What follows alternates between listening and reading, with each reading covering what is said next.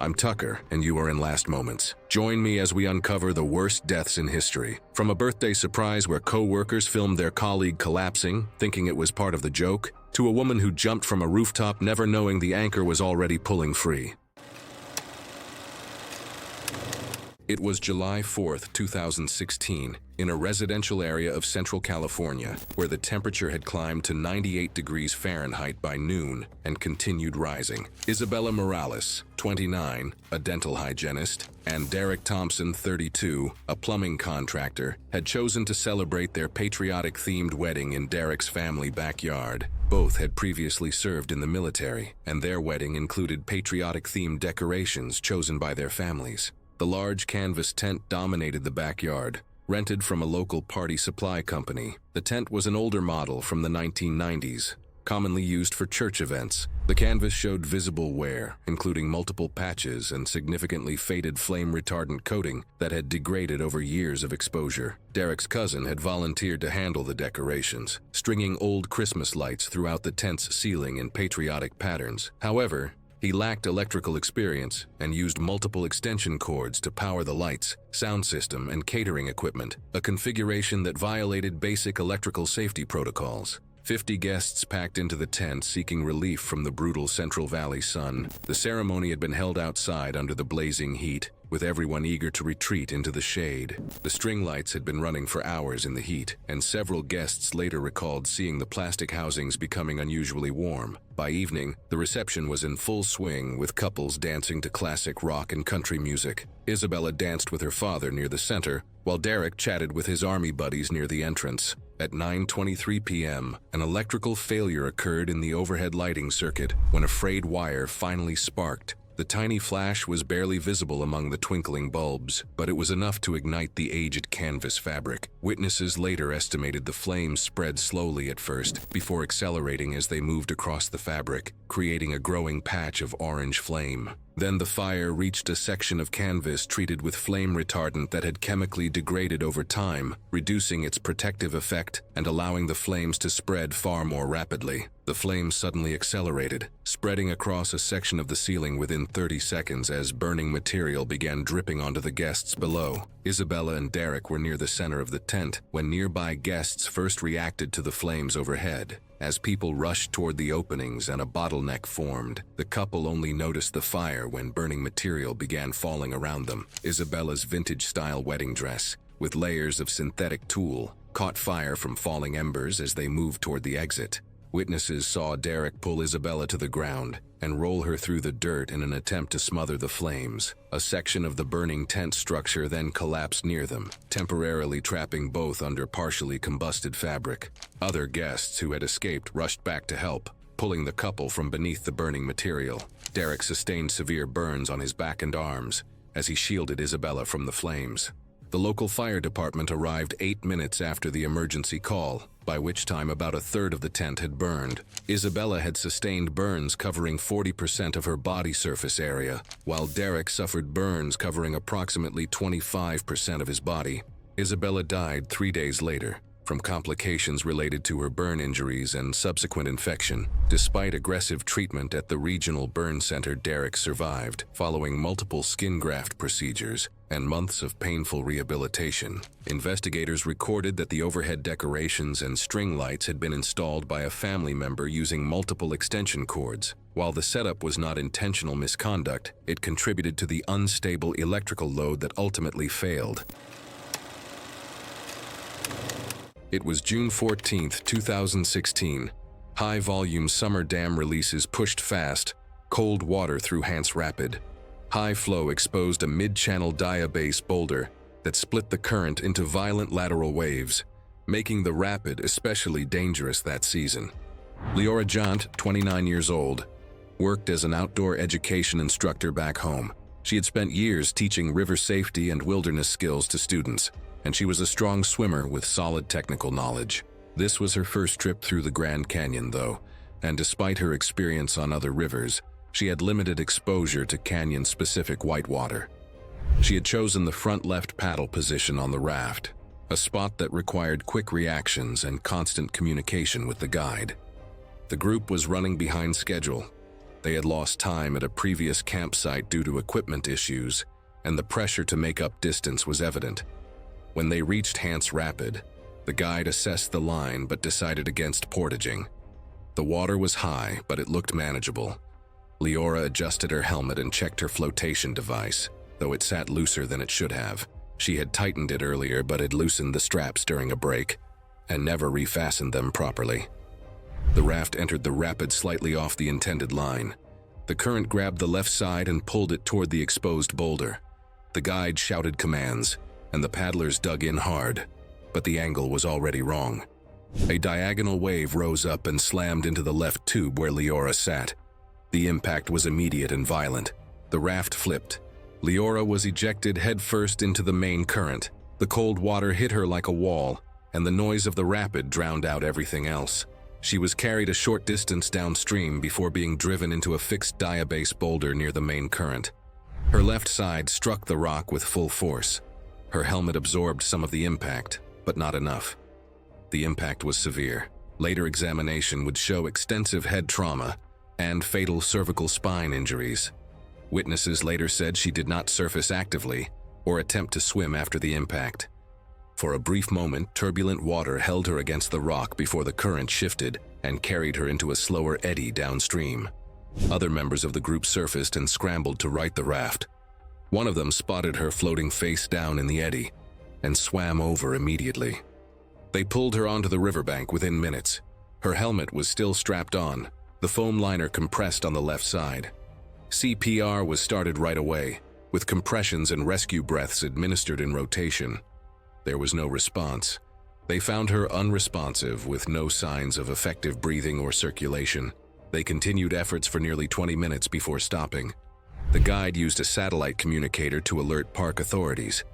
Due to weather conditions and operational constraints within the canyon, an immediate helicopter recovery was not possible, so the group secured her body and continued downriver to the next accessible point. Rangers met them there several hours later and confirmed the death. The official report listed the cause as blunt force head trauma with cervical spine injury. The raft was inspected and found to be in proper condition. The guide's actions were reviewed as part of the incident assessment, and no policy violations were cited. The trip was terminated, and all participants were transported out of the canyon. Leora's equipment was collected and logged. After the investigation was completed, the incident was documented as a river-running fatality, and the rapid remained open under standard operating conditions. It was February 14, 2013. The narrow alleyways of Casablanca's central flower market buzzed with Valentine's Day shoppers, the air thick with rose petals, and the press of bodies moving through passages barely wide enough for two people. Layla Benali, a 26-year-old economics student, walked hand in hand with her boyfriend Karim through the crowded bazaar, unaware that the festive atmosphere masked a deadly trap waiting to spring. Layla had grown up in Casablanca's middle-class Marif district, the youngest of three daughters in a family that valued education and independence. She was pursuing her master's degree while working part-time at a local bank, known among friends for her infectious laugh and determination to experience everything the city offered. Karim, 27, worked as a telecommunications technician and had been dating Layla for 2 years. Friends of Layla said that he was protective but often distracted in social situations, frequently checking his phone. The flower market operated in a maze of medieval alleyways originally designed for donkey carts, not modern foot traffic. During peak seasons, thousands of shoppers funneled through passages measuring just 8 feet wide, with metal barriers installed to direct flow, but creating dangerous bottlenecks. Vendors lined both sides, reducing walkable space to barely 4 feet. Emergency exits were poorly marked, and crowd control measures were virtually non-existent despite repeated warnings from safety officials.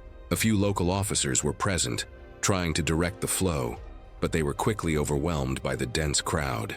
That afternoon, Layla and Karim joined hundreds of couples seeking last-minute Valentine's flowers. The market was operating at dangerous capacity, with an estimated 2,700 people spread across the market's interconnected passages, far exceeding safe capacity. Local authorities had issued informal warnings about overcrowding, but market organizers dismissed concerns, prioritizing holiday profits over safety protocols. The couple pushed deeper into the market's heart, where the most popular flower stalls created natural gathering points. At 3:15 in the afternoon, a vendor's cart overturned near the market's main entrance, spilling merchandise and blocking the primary exit route. Panicked shoppers began pushing backward through the narrow passages, creating a human wave that compressed everyone ahead. Karim, momentarily separated from Layla while examining roses, found himself swept sideways by the surge. He said that he called her name but couldn't see her through the mass of bodies. The crowd pressure intensified rapidly as more people pushed from behind, unaware of the blockage ahead. Layla became trapped against a metal crowd control barrier, her chest compressed as bodies pressed against her from all directions. Witnesses later described seeing her face above the crowd, mouth open, struggling for air as the human mass tightened like a vice. Karim fought desperately to reach her, but the crowd's momentum was unstoppable. Within minutes, Layla's face turned blue as the crushing pressure prevented her lungs from expanding. She lost consciousness as dozens of people remained pressed against her, unable to move in any direction. A vendor who witnessed the incident from his elevated stall called emergency services. Paramedics arrived 18 minutes later in the congested streets, but extracting victims from the compressed crowd took additional precious time. When rescuers finally reached Layla, she was unresponsive. Despite immediate CPR and transport to the hospital, she was pronounced dead at 4:45 in the afternoon. The coroner's report indicated death by compressive asphyxia, with severe bruising across her chest and neck, consistent with sustained crowd pressure. In the aftermath, attention centered on the market's overcrowding and lack of effective crowd control measures, rather than any single individual's actions. The market installed additional emergency exits and crowd monitoring systems, though similar tragedies continue occurring at overcrowded public events across Morocco. It was May 14, 2016. Humid air hung over a Midwest subdivision as crews prepared work around an 8-foot excavation.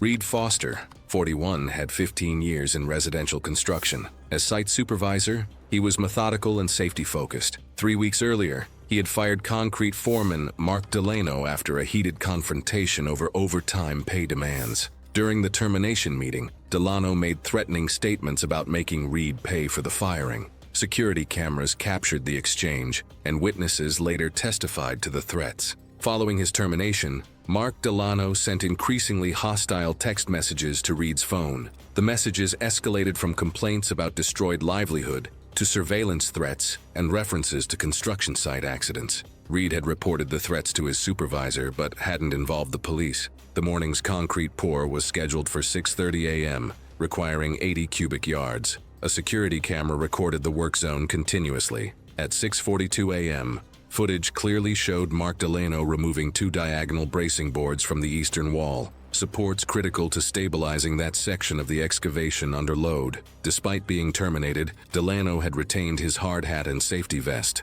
With the early morning start and minimal supervision on site, he was able to blend in with the crew without being immediately challenged. He systematically removed the critical support beams before leaving. Reed descended alone to inspect rebar placement, a routine check before major pours. Above, the concrete truck's chute extended over the excavation. Reed carried his standard inspection clipboard, unaware that the excavation's structural integrity had been compromised. Reed continued his inspection moments before the concrete pour was scheduled to begin. Loose soil and debris from the collapsing wall surged around his boots, pinning his legs against the rebar. The eastern wall collapsed without warning. Unsupported soil cascaded inward, striking Reed's legs and pelvis with tremendous force. The impact pinned his lower body against rebar as tons of compacted earth continued pouring in, trapping him completely. In the seconds following the collapse, the concrete pour continued momentarily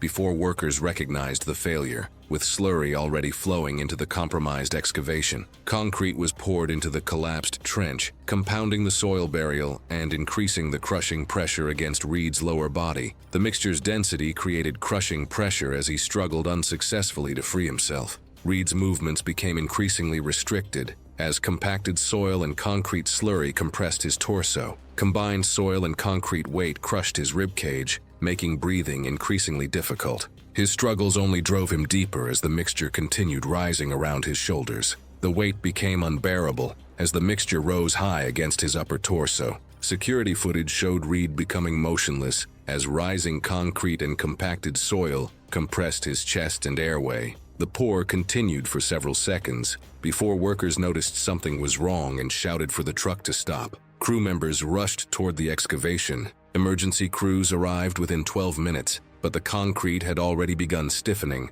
complicating rescue efforts. Recovery required jackhammers and cutting equipment. Reed was extracted after 47 minutes, but resuscitation efforts failed. The coroner determined death by compressive asphyxia with blunt force trauma. Security footage confirmed deliberate bracing removal caused the structural failure. Cell phone records placed Mark Delano at the construction site during the sabotage window, contradicting his alibi.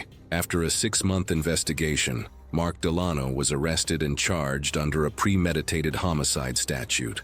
During the trial, prosecutors presented the threatening text messages, security footage, and witness testimony. Delano was convicted and sentenced to life in prison without parole. The court cited overwhelming evidence of premeditation and intent, concluding that the killing resulted from a deliberate act carried out after a workplace grievance. It was October 27, 2017, in a rural lake community in northern Michigan. Heavy autumn storms had moved through the region that evening, bringing wind gusts up to 35 miles per hour and intermittent power outages across the sparsely populated area. The temperature had dropped to 48 degrees, with dense cloud cover creating near-total darkness outside. Hugo Grant, 42, worked in private financial consulting, managing investment portfolios for clients. He was practical and self-reliant, often handling maintenance tasks at their properties himself. His partner, Sheena Berry, 39, specialized in interior design content focused on rustic luxury homes. She was creative and detail-oriented, frequently documenting their lifestyle experiences for her online audience. The couple owned a remote lakefront cabin that served as their weekend retreat.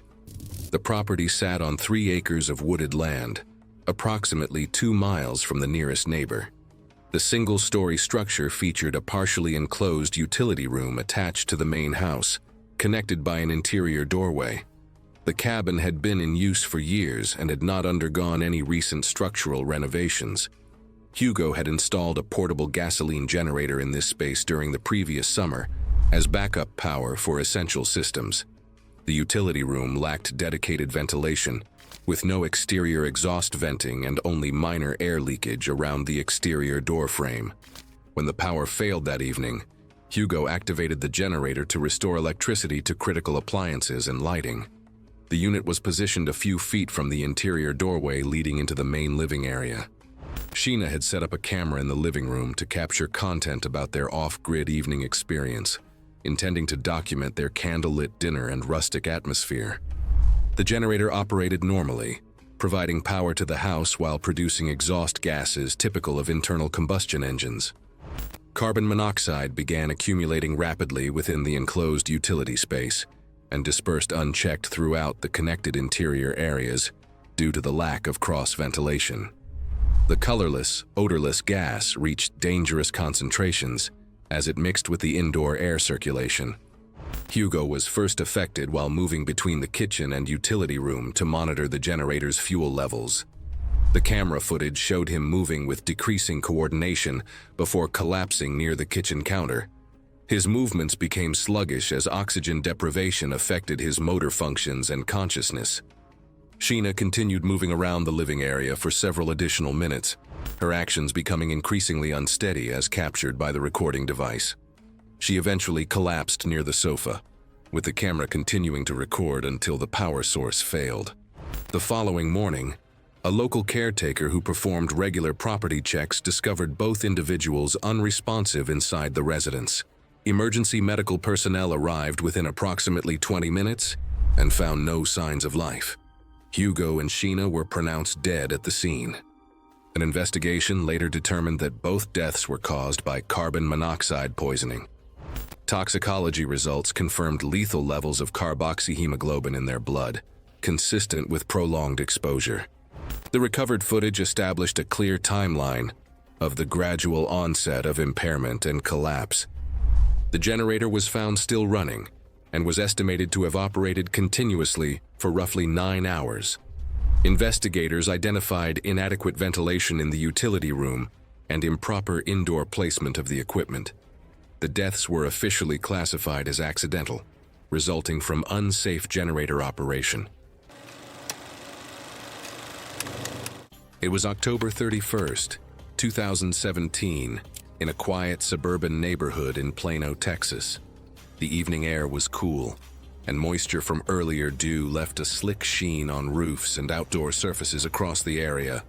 19-year-old Nora Quinn was spending Halloween night alone at her family's 2-story colonial home while her parents attended a neighborhood gathering. A college freshman studying communications, Nora was known by friends as cautious and responsible, often preferring quiet evenings to large social events. The house sat on a peaceful cul-de-sac lined with mature oak trees that partially blocked the streetlights, creating uneven visibility across the property. Her 22-year-old brother worked in retail management and had a reputation for elaborate pranks among his friend group.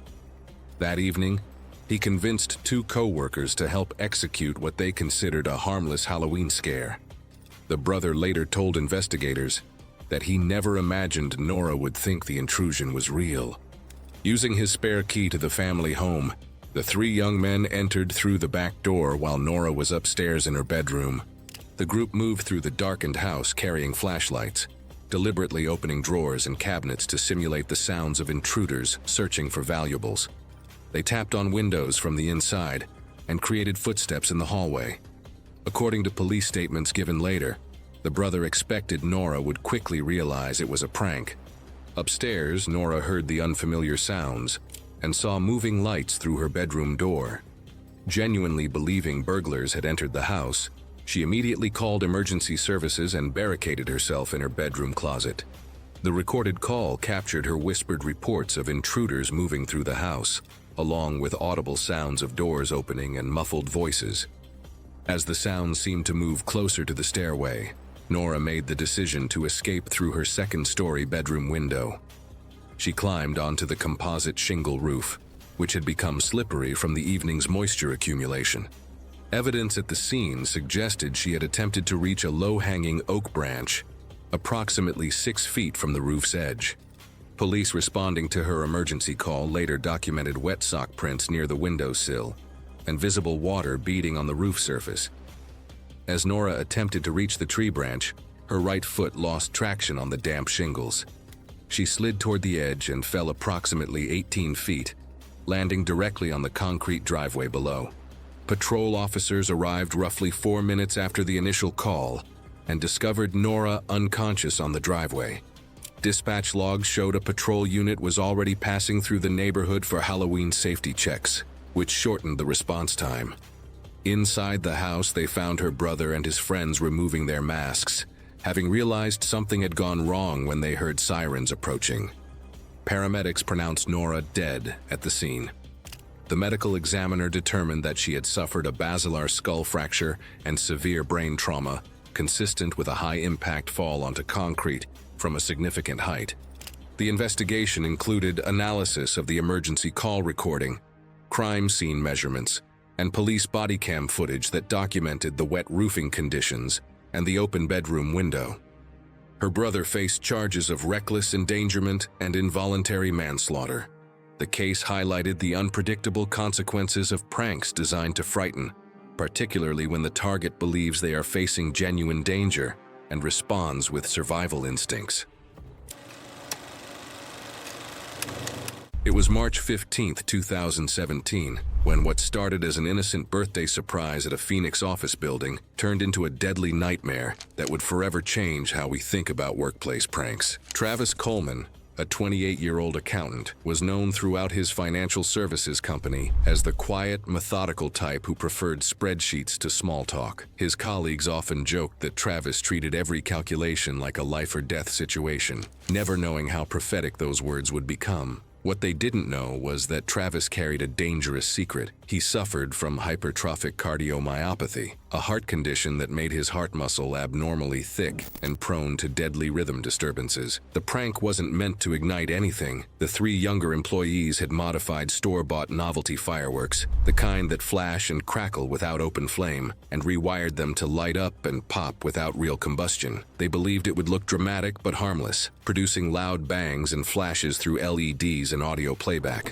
What they didn't realize was that even these low-voltage pyrotechnic effects produced intense noise and flashes that could trigger panic, and in Travis's case, a deadly cardiac shock. They'd smuggled in consumer-grade fireworks and modified novelty pyrotechnics with flashing LEDs, items that were never intended for indoor use and which violated building safety rules. They positioned security cameras throughout the break room on the 12th floor, expecting to capture Travis's hilarious reaction for their social media followers. Travis had mentioned several times that he hated surprise parties and loud noises due to his anxiety, but his co-workers dismissed this as typical antisocial behavior. They decorated the break room with balloons and streamers, setting the stage for what they thought would be harmless entertainment. When Travis was led into the break room that afternoon, 15 co-workers shouted surprise as he approached the seemingly innocent birthday cake. The moment he leaned forward to blow out the candles, the hidden device activated with multiple loud explosions, blinding flashes and small fireworks going off simultaneously. The extreme shock was too much for Travis's compromised heart.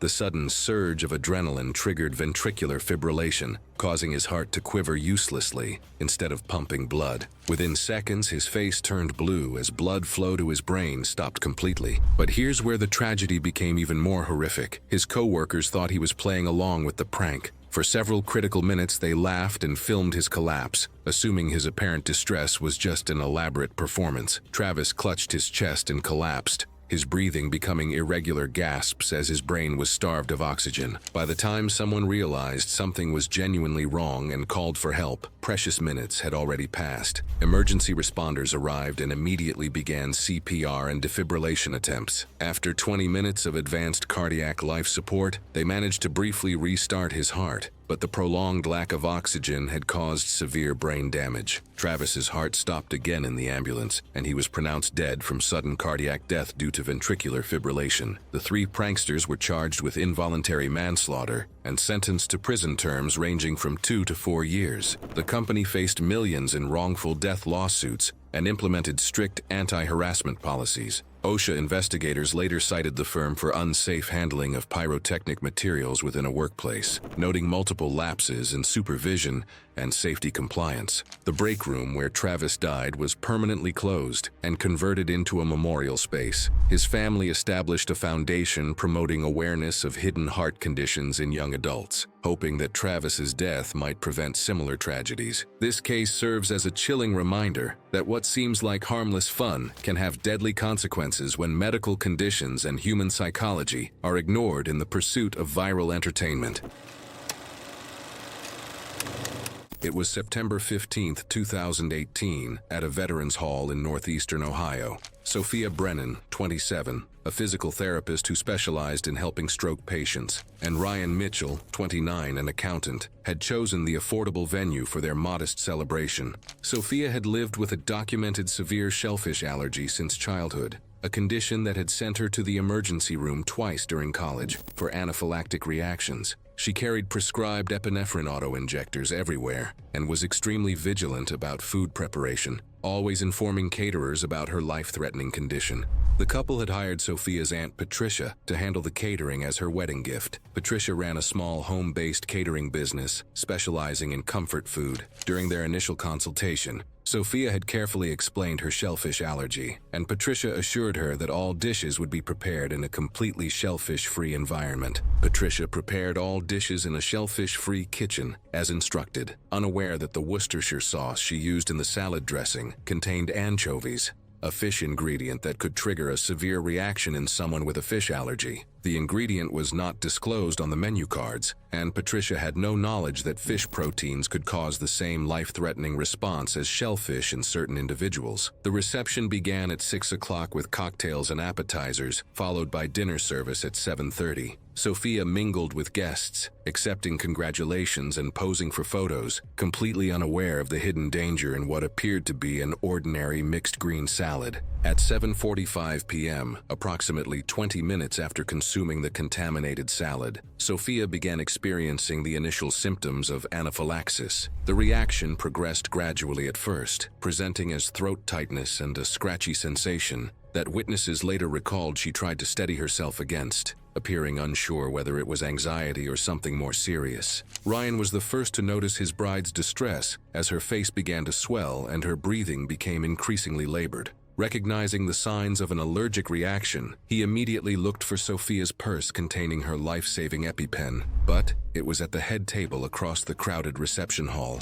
As Ryan fought through the crowd of guests to retrieve the medication, Sophia's condition deteriorated rapidly. Her throat continued to close as her body's immune response escalated, and her lips began turning blue from lack of oxygen. By the time Ryan returned with the EpiPen, Sophia had returned to her chair to steady herself, but collapsed beside it as her airway continued to close. He administered the epinephrine injection according to the instructions they had practiced, but her reaction had progressed too far for the medication to be fully effective. Emergency medical services arrived 11 minutes after the 911 call. Despite the EpiPen administration and additional epinephrine provided by paramedics, Sophia's airway was severely compromised by laryngeal edema. The paramedics attempted emergency intubation, but were unable to establish an adequate airway due to the extensive swelling. Sophia died from respiratory failure and subsequent cardiac arrest caused by anaphylactic shock due to fish protein exposure. Ryan remained physically uninjured, but was seen struggling to speak as responders confirmed Sophia's death during what should have been their joyous celebration. Investigators noted that the salad dressing had been prepared by a relative using Worcestershire sauce, which contains anchovies. The family member had followed the shellfish-free instructions, but was unaware that the fish ingredient posed a risk, as Sophia also had an undiagnosed fish allergy. The report concluded that the reaction resulted from an inadvertent ingredient oversight. It was August 6, 2017. Along the South Rim, an exposed overlook near a rim trail junction lay beneath towering thunderheads that had been building throughout the afternoon. A desert monsoon storm was moving rapidly across the canyon, bringing frequent lightning and rolling thunder that echoed off the canyon walls. Rain had not yet reached the overlook, leaving the rock surfaces dry and offering no natural shelter as electrical activity intensified. Nolan Freer, 33, worked as an architectural modeler and was visiting the canyon with two friends. Accustomed to mountain weather in his home region, he had limited experience with the speed and volatility of desert monsoon storms. Methodical in his professional life, Nolan often became absorbed in creative moments, sometimes at the expense of situational awareness. He carried a metal-framed camera tripod and had stopped near the rim to film the advancing storm clouds. As the storm cell closed in, lightning strikes flashed across the canyon, followed by thunder that grew steadily louder. The air carried a sharp, metallic scent, and the intervals between thunderclaps shortened rapidly. His friends recognized the danger and urged him to move away from the exposed edge toward a nearby structure.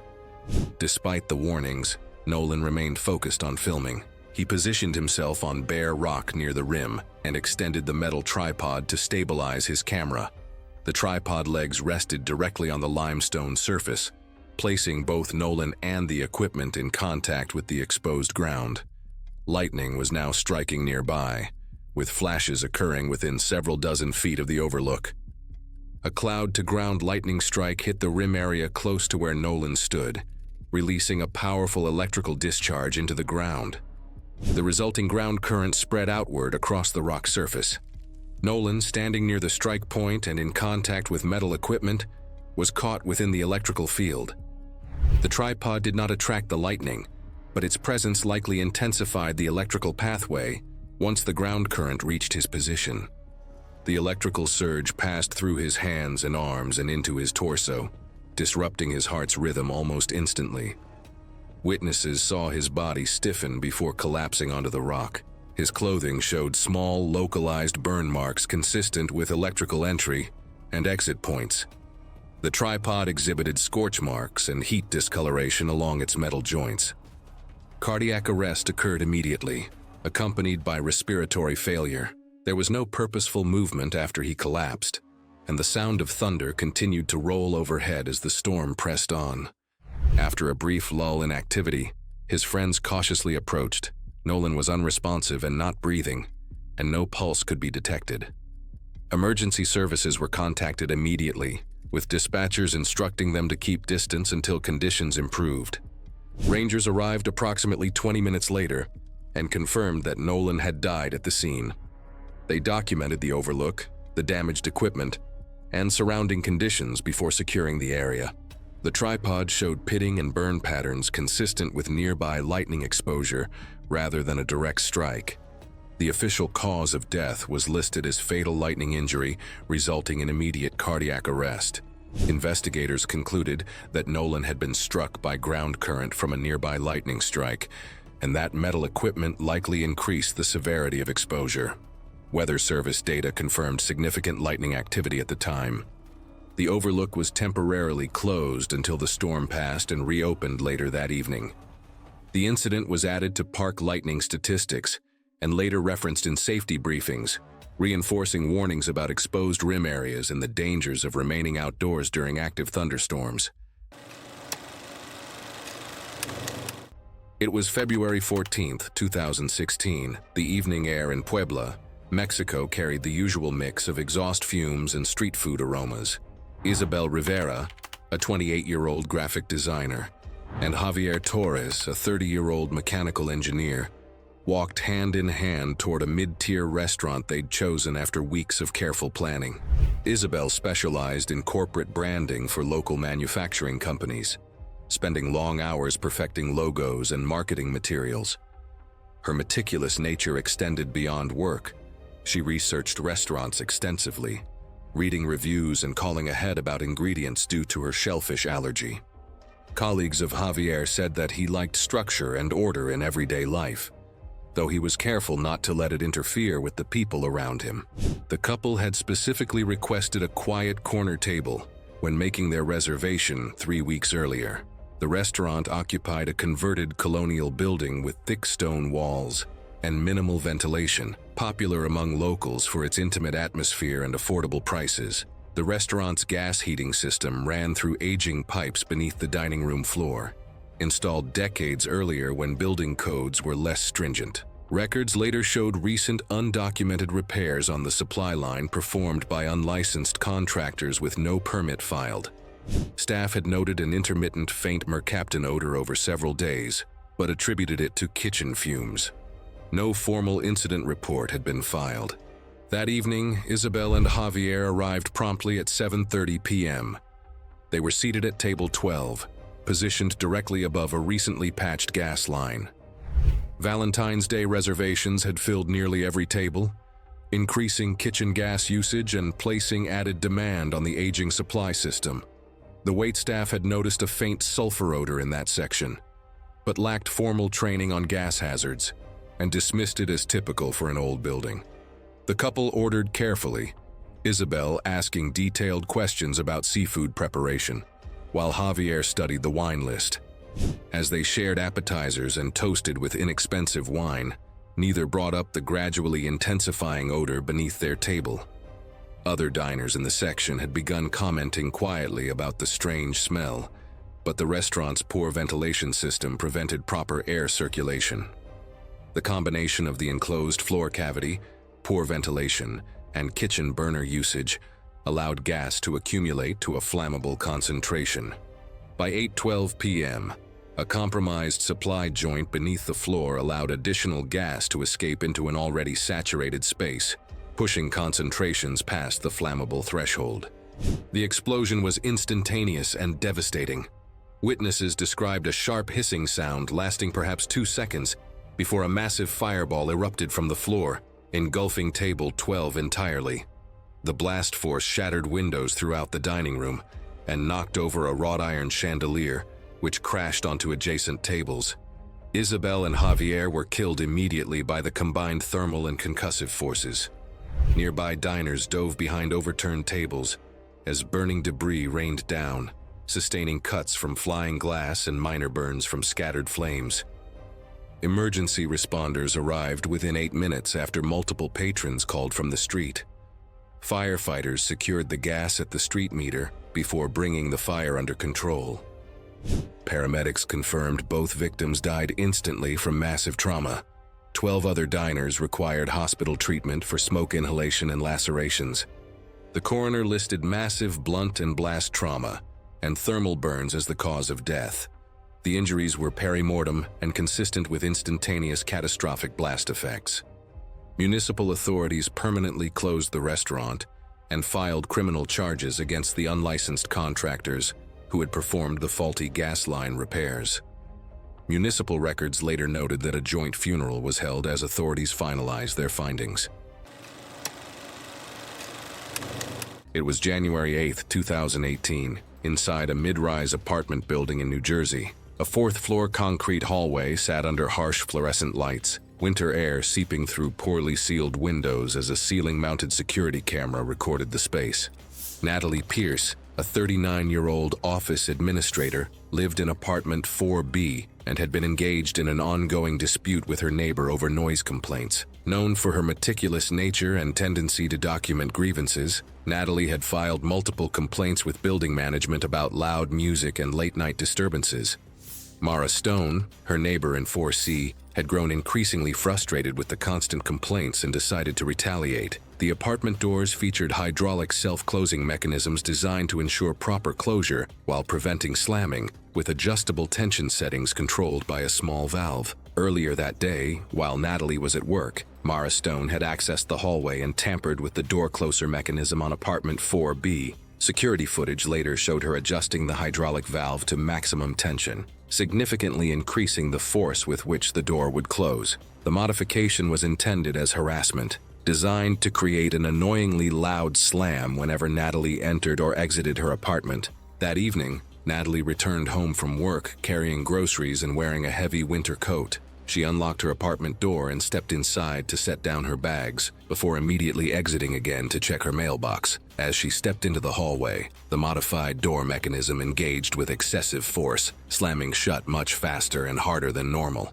The door slammed shut with abnormal speed and force as Natalie stepped into the hallway. The unexpected acceleration caused her to misstep and twist off balance, leaving her unable to brace as she fell backward. Encumbered by her winter coat and grocery bags, she was unable to brace as her head struck the unforgiving surface with a sharp impact that echoed through the hallway. The security camera captured the entire sequence, showing the door's abnormally aggressive closure and Natalie's subsequent fall. A neighbor discovered Natalie unconscious in the hallway approximately 20 minutes later and immediately called emergency services. Paramedics arrived within 8 minutes but found no pulse. She was pronounced dead at the scene from severe blunt force head trauma. The medical examiner determined that the impact had caused fatal brain injury. Security footage provided investigators with clear evidence of both the door tampering and the fatal incident. Police arrested Mara Stone on charges of involuntary manslaughter after building maintenance confirmed the hydraulic mechanism had been deliberately altered beyond manufacturer safety specifications. Mara Stone later pleaded guilty and was sentenced to 8 years in state prison, followed by supervised release. Natalie's death became a case study cited in building safety advisories, highlighting how deliberate tampering driven by personal retaliation can turn ordinary residential spaces deadly. It was June 17, 2016 in Miami Beach, Florida. The evening air was warm and humid, with gentle ocean breezes drifting across the high-rise condominiums lining the coastline. Clear skies provided unobstructed views of the illuminated city skyline. Grant Miller, 38, worked in real estate development, specializing in luxury property acquisitions. He was methodical by nature, often analyzing investments before making decisions. His partner, Iris Bell, 34, was a fitness professional who had built an online following through lifestyle content creation. She was energetic and social, frequently documenting their experiences in their oceanfront residence. The couple had moved into their renovated 12th floor condominium 3 weeks earlier. The unit featured an extended balcony that had undergone recent cosmetic improvements as part of a building-wide modernization project. The renovation work included new metal railings and expanded outdoor space. The construction had been completed under an accelerated timeline. That evening, Iris had been capturing video content of the Miami skyline from various locations within their unit. An interior security system with cameras positioned in the living area recorded movement inside the residence and captured the couple entering the balcony shortly before the incident. Grant and Iris moved onto the balcony together during the late evening hours. Security footage showed them approaching the outer railing where Iris positioned her smartphone to frame the illuminated coastline below. Both individuals leaned lightly against the metal barrier as Iris extended her device outward to capture the view, unaware that the railing's anchor points had already been structurally compromised. The railing assembly failed at its anchor points, tearing free from the concrete balcony edge in a rapid structural collapse. The structural failure occurred without warning, creating an immediate opening in the safety barrier. Both Grant and Iris fell forward through the gap, beginning a descent estimated at over 100 feet toward the ground level. During the fall, Grant's trajectory intersected with a reinforced concrete awning structure protruding from a lower residential floor. The impact caused severe trauma to his chest and head regions. Iris continued downward past the obstruction, ultimately striking the pool deck area head first. Her smartphone, which had been recording at the moment of the incident, captured brief moments of unstable downward motion before the device ceased recording upon impact. Witnesses in the pool area immediately contacted emergency services. First responders arrived within minutes of the initial distress call. Paramedics assessed both victims upon arrival and determined that neither showed signs of life. Grant was pronounced dead at the scene due to massive blunt force trauma. Iris was similarly declared deceased, having sustained fatal head and spinal injuries. A structural failure investigation was initiated shortly afterward. Engineering assessments determined that the balcony railing anchors had been improperly installed during the recent renovation, using fasteners that did not meet required load specifications. The affected condominium unit was immediately restricted from balcony access pending further evaluation. Building management evacuated adjacent units while comprehensive safety inspections were conducted on similar balcony installations throughout the building. Investigators identified multiple building code violations tied to the renovation work. Both deaths were officially classified as accidental, caused by structural failure resulting from substandard construction practices. The findings prompted broader safety reviews of high-rise balcony renovation standards within the region. It was March 15, 2018, during spring break at a beach house rental in Gulf Shores, Alabama. 8 college students had gathered for their annual week-long vacation, with temperatures reaching a warm 78 degrees Fahrenheit under clear skies and moderate humidity levels. 23-year-old Ramona Davies was a pre-medical student known for her disciplined lifestyle and meticulous health habits. Friends described her as someone who maintained strict dietary routines and exercised daily, often declining junk food in favor of protein smoothies and morning runs along the beach. She had a tendency toward dehydration during physical activity. Medical notes from her campus clinic later confirmed she had previously shown borderline electrolyte levels after long workouts. Her roommate worked in campus food services and had developed a mischievous streak over their years of friendship. The roommate later admitted to investigators that she believed Ramona had become too rigid in her habits and decided to play what she considered a harmless prank by secretly adding nearly a full bottle of magnesium citrate solution to Ramona's morning protein smoothie. According to her statement to police, her intention was to cause embarrassing digestive issues during their planned beach volleyball activities. The morning began routinely with the group preparing for outdoor games on the sand. Ramona consumed her usual breakfast smoothie before joining the volleyball match, playing energetically for over an hour in the direct sunlight and coastal wind. The physical exertion caused significant sweating, which would later prove medically relevant. Within a few hours of consuming the adulterated drink, Ramona began experiencing severe abdominal cramping. This progressed to profuse diarrhea and repeated vomiting episodes as her body reacted to the large quantity of osmotic laxative. Initially, she attempted to rehydrate using plain water, but her condition continued deteriorating. By mid-afternoon, witnesses observed Ramona becoming increasingly disoriented and complaining of heart palpitations. Her friends, unaware of the prank, assumed she was experiencing normal digestive upset and did not seek medical attention. They later told police they assumed she had food poisoning from the previous night's takeout. The combination of the laxative effects, previous dehydration from exercise, and inability to retain fluids created a dangerous physiological situation. Emergency medical services were eventually called when Ramona collapsed in the beach house bathroom. Paramedics found her with rapid, irregular pulse patterns. Their cardiac monitoring equipment recorded ventricular tachycardia that quickly degenerated despite initial treatment attempts. During transport and emergency department care, medical staff initiated intravenous fluid replacement and advanced cardiac life support protocols. Laboratory tests revealed severe electrolyte imbalances, particularly low potassium levels, along with metabolic acidosis consistent with massive fluid loss. Despite aggressive resuscitation efforts, including multiple medications and electrical cardioversion, Ramona suffered cardiac arrest and could not be revived.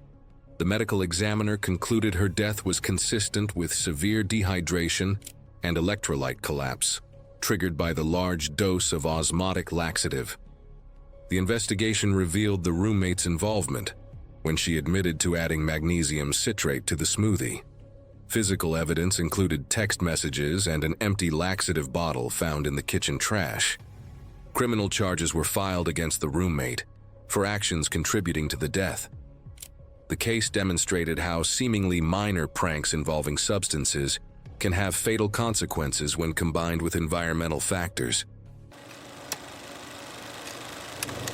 It was October 31, 2015, when a Halloween prank at a Seattle office complex turned a routine maintenance check into a deadly nightmare that would expose the fatal consequences of workplace pranks gone wrong. Randy Tucker, a 35-year-old building maintenance supervisor, was the kind of man who took safety seriously. After 15 years working in high-rise buildings, he had developed an almost obsessive attention to detail that had prevented countless accidents. His methodical approach to elevator inspections had earned him commendations from building management, but it also made him the perfect target for what two security guards thought would be a harmless Halloween scare. Randy had one weakness that few people knew about. He suffered from mild claustrophobia. Years of working in confined spaces like elevator shafts had taught him to manage his fear. But the anxiety was always lurking beneath his professional exterior. The confined space of an elevator car, especially when something went wrong, could trigger intense panic responses. The security guards had spent weeks planning their elaborate Halloween prank. They rigged elevator car number 7 with hidden speakers and planned to trigger terrifying sounds of cables snapping, grinding metal, and emergency alarms when Randy was inside performing routine maintenance checks. They hid small, battery-powered speakers above the elevator's removable ceiling panel and triggered the sound effects remotely from the security desk, a crude setup that left no obvious physical tampering visible to maintenance. They timed the prank during routine morning testing hours, when elevator noises and alarms wouldn't draw attention from other staff. They thought it would be hilarious to watch the usually calm maintenance supervisor jump out of his skin. That Halloween morning,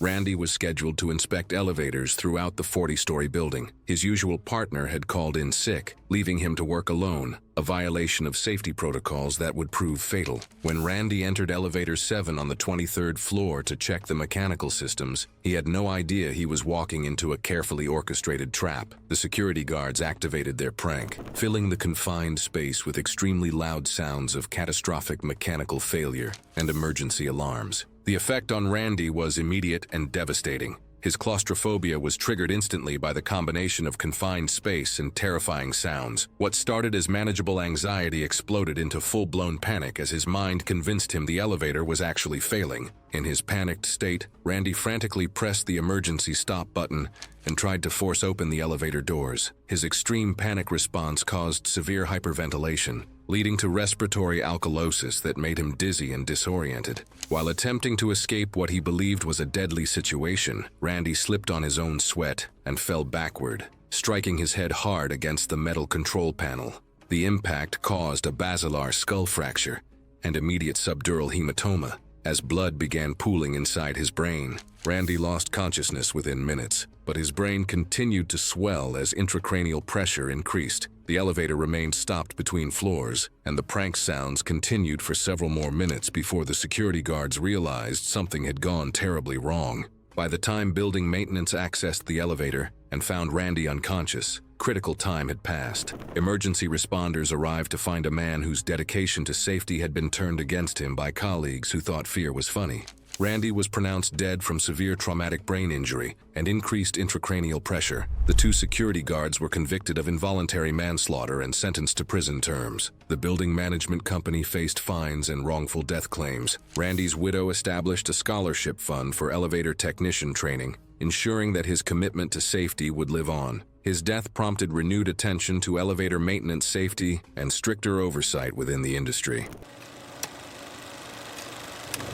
It was August 12th, 2017, at a community center in a mid-sized Iowa city. The single-story brick structure had sustained significant water damage during spring flooding when the nearby river crested its banks in April, sending muddy water through the lower level and saturating wooden support joists beneath the main floor. Ethan Caldwell, 28, an automotive technician, and Maya Patel, 26, an elementary school teacher, had reserved the venue for their wedding reception. They had saved for 2 years to afford their dream celebration. Municipal contractors had performed repairs following the flood damage, installing new subflooring over compromised sections and applying fresh varnish to conceal water stains. However, the underlying structural damage to the support beams remained unaddressed due to budget constraints and rushed timeline pressures. During venue setup the morning of the wedding, an experienced contractor noted visible sagging in the dance floor area and reported his concerns to the facility manager. The manager documented the observation but took no corrective action, dismissing it as normal settling. The wedding ceremony proceeded beautifully with 85 guests witnessing Ethan and Maya exchange vows.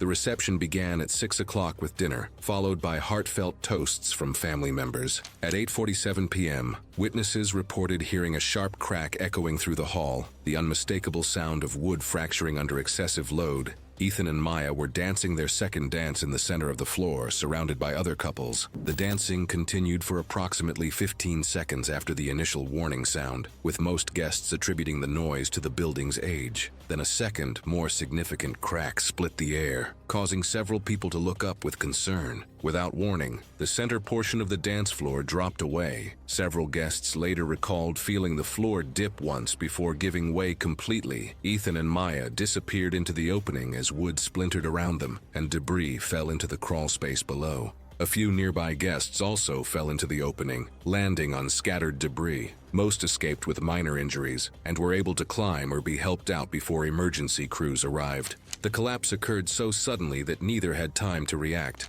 Witnesses who looked down into the opening saw Ethan lying on his back across a concrete beam. His breathing appeared shallow and uneven, and blood was visible around his mouth, suggesting severe chest trauma. Maya was pinned beneath a fallen wooden beam. Several guests noticed her legs bent sharply under the weight, and blood was visible beneath her head from a long cut across her scalp. Emergency medical services arrived 12 minutes after the initial 911 call, with paramedics immediately lowering ladders into the pit, while firefighters worked to clear debris. Ethan remained conscious when first responders reached him, but his breathing was labored and blood frothed from his mouth, indicating severe internal injuries. Paramedics noted that Ethan was struggling to breathe and showed signs consistent with major chest trauma. They inserted chest tubes based on the suspicion of collapsed lungs and began treating him for possible internal bleeding. Maya required more complex extraction due to the beam pinning her legs, but paramedics stabilized her condition at the scene. Ethan went into cardiac arrest during transport and could not be revived. Medical staff later confirmed that he had suffered extensive internal bleeding and severe lung injuries from the fall. Maya underwent emergency surgery for her head trauma and multiple fractures, but survived after weeks of intensive care. A later engineering report confirmed that flood damage from the spring had weakened several load-bearing joists beneath the hull. Inspectors noted that the repairs done after the flooding had covered visible damage, but did not restore the structural support. The facility was permanently closed following the incident. Maya eventually recovered physically, but moved to another state to start over. It was August 11, 2016. The North Kaibab Trail descended through the lower switchbacks in brutal afternoon heat. The temperature had climbed past 100 degrees, and the exposed rock faces radiated waves of shimmering air. The trail cut back and forth across steep terrain, with little shade and no water sources for miles. Most hikers had started early, or waited for evening, but a few stragglers still moved along the dusty path under the punishing sun. Ruddock Fife, 52 years old, worked in warehouse supervision and had a reputation for dismissing safety warnings. He was hiking alone during the peak heat of the day, carrying a wooden walking stick and wearing minimal sun protection. He had been managing hypertension for years, and his cardiologist had warned him about strenuous activity in extreme heat. He had brought only one water bottle, which was already empty. A Grand Canyon pink rattlesnake had coiled beside the trail in a patch of shade cast by a small boulder. The snake was approximately 5 feet long and had been there for some time, occasionally rattling when other hikers passed. Several groups had already encountered it that afternoon, and each had given it a wide berth. When Ruddock reached the spot, he stopped within 6 to 7 feet of the snake. Other hikers coming up behind him pointed out the danger and suggested going around, but he showed no concern. Instead, he began tapping the ground near the snake with his walking stick. The tapping was rhythmic and deliberate, and it caused the snake to coil more defensively. Its rattle became constant. Rather than backing away, Ruddock stepped closer. The distance between him and the snake decreased to roughly 3 feet. He lowered his stick toward the snake's position, continuing to tap the ground around it. The strike came without additional warning. The snake lunged forward and made contact with the back of his right hand. The fangs penetrated the tissue, and venom was injected. Ruddock pulled his hand back and examined the puncture wounds, which began bleeding. Swelling started within minutes. Instead of sitting down and remaining calm, he continued hiking. He was already dehydrated and had been pushing himself hard in the extreme heat for hours. His right hand and forearm began swelling, and the pain intensified, but he kept moving downward on the exposed trail. The heat bore down without relief. His breathing became labored and he began sweating profusely despite growing dehydration. Nausea set in. The combination of existing heat exhaustion, continued exertion, and the stress and pain of the snakebite further compromised his condition. Later medical review noted significant cardiovascular strain in the setting of extreme heat and dehydration. Over the next several hours, his condition continued to deteriorate. Dizziness made it difficult to maintain balance on the steep trail. His pulse became rapid, and his skin took on a grayish pallor. He sat down on a rock beside the trail, but by then the cumulative effects of severe heat stroke and cardiovascular strain had pushed him past the point of recovery. Other hikers found him semi-conscious and immediately called for emergency assistance. Rangers were dispatched, but the remote location meant a significant response time. Medical findings later confirmed dangerously elevated core temperature and cardiovascular collapse. By the time help arrived several hours later, Ruddock had lost consciousness. Despite emergency treatment and cooling measures, he was later pronounced dead. Medical examiners determined the cause of death was heat stroke with cardiovascular collapse, complicated by severe dehydration, continued exertion, and the physical stress of a rattlesnake envenomation.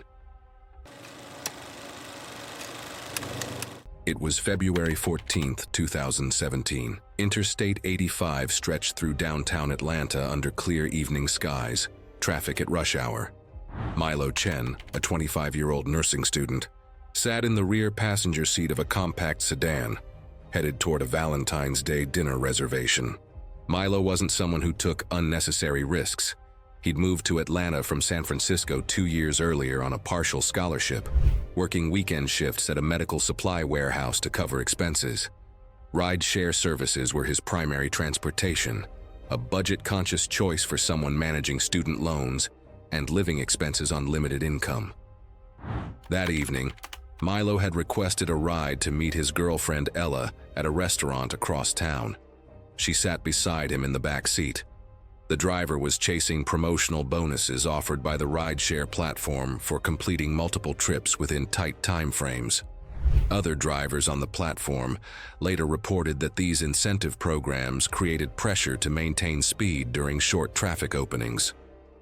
Valentine's Day demand had pushed rideshare incentive thresholds higher than usual, encouraging drivers to complete trips rapidly during peak traffic hours.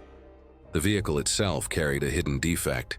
Maintenance records would later show that the rear passenger side seatbelt had advanced wear with frayed stitching where the webbing attached to the retractor mechanism. A previous passenger had reported the issue through the platform's app 3 weeks earlier, but no repair had been completed. Milo likely buckled the compromised seatbelt without noticing anything unusual. At approximately 6:42 in the evening, the driver accelerated to nearly 65 miles per hour on a briefly unobstructed elevated stretch of Interstate 85, weaving between lanes to maintain speed. Traffic ahead began slowing unexpectedly as vehicles merged to avoid construction barriers. The driver waited too long to brake, then swerved hard into the right lane without signaling. A commercial delivery truck occupied that space, moving significantly slower with limited maneuverability. The collision erupted violently. The sedan's front quarter panel struck the rear axle area of the truck at highway speed, causing partial underride and severe front-end collapse before spinning the smaller vehicle clockwise. The impact generated severe rotational forces, placing sudden load on the already compromised rear passenger side seatbelt assembly. Based on investigations, Milo's compromised seatbelt failed at the retractor anchor under load, offering no restraint as the vehicle spun violently. The rear passenger window shattered during the initial rotation. Milo's body was ejected sideways through the window opening with tremendous force, his trajectory carrying him across the right lane onto the highway shoulder. Witnesses on a pedestrian overpass approximately 200 feet ahead saw the ejection during a momentary clearing in traffic, several immediately calling emergency services. The sedan continued rotating before striking the concrete barrier, coming to rest partially blocking 2 lanes. Emergency medical teams arrived within approximately 9 minutes of the first call, aided by units already positioned nearby for rush hour coverage. Paramedics found Milo unresponsive on the gravel shoulder, positioned face down approximately 40 feet from the primary impact site. His skull showed massive trauma with exposed bone fragments. His torso displayed extensive lacerations from glass and road contact. Multiple ribs were visibly displaced. The driver remained trapped in the crumpled front seat, also unresponsive. Ella had sustained minor whiplash and was conscious, but in acute psychological shock. The county coroner's examination confirmed blunt force trauma to Milo's skull as the primary cause of death. The driver died from severe chest trauma, leading to rapid cardiac failure. Both deaths were ruled to have occurred within moments of impact. Milo's nursing cohort organized a private memorial service the following week. His family filed a wrongful death lawsuit against both the rideshare platform and the vehicle's owner, which settled confidentially 18 months later.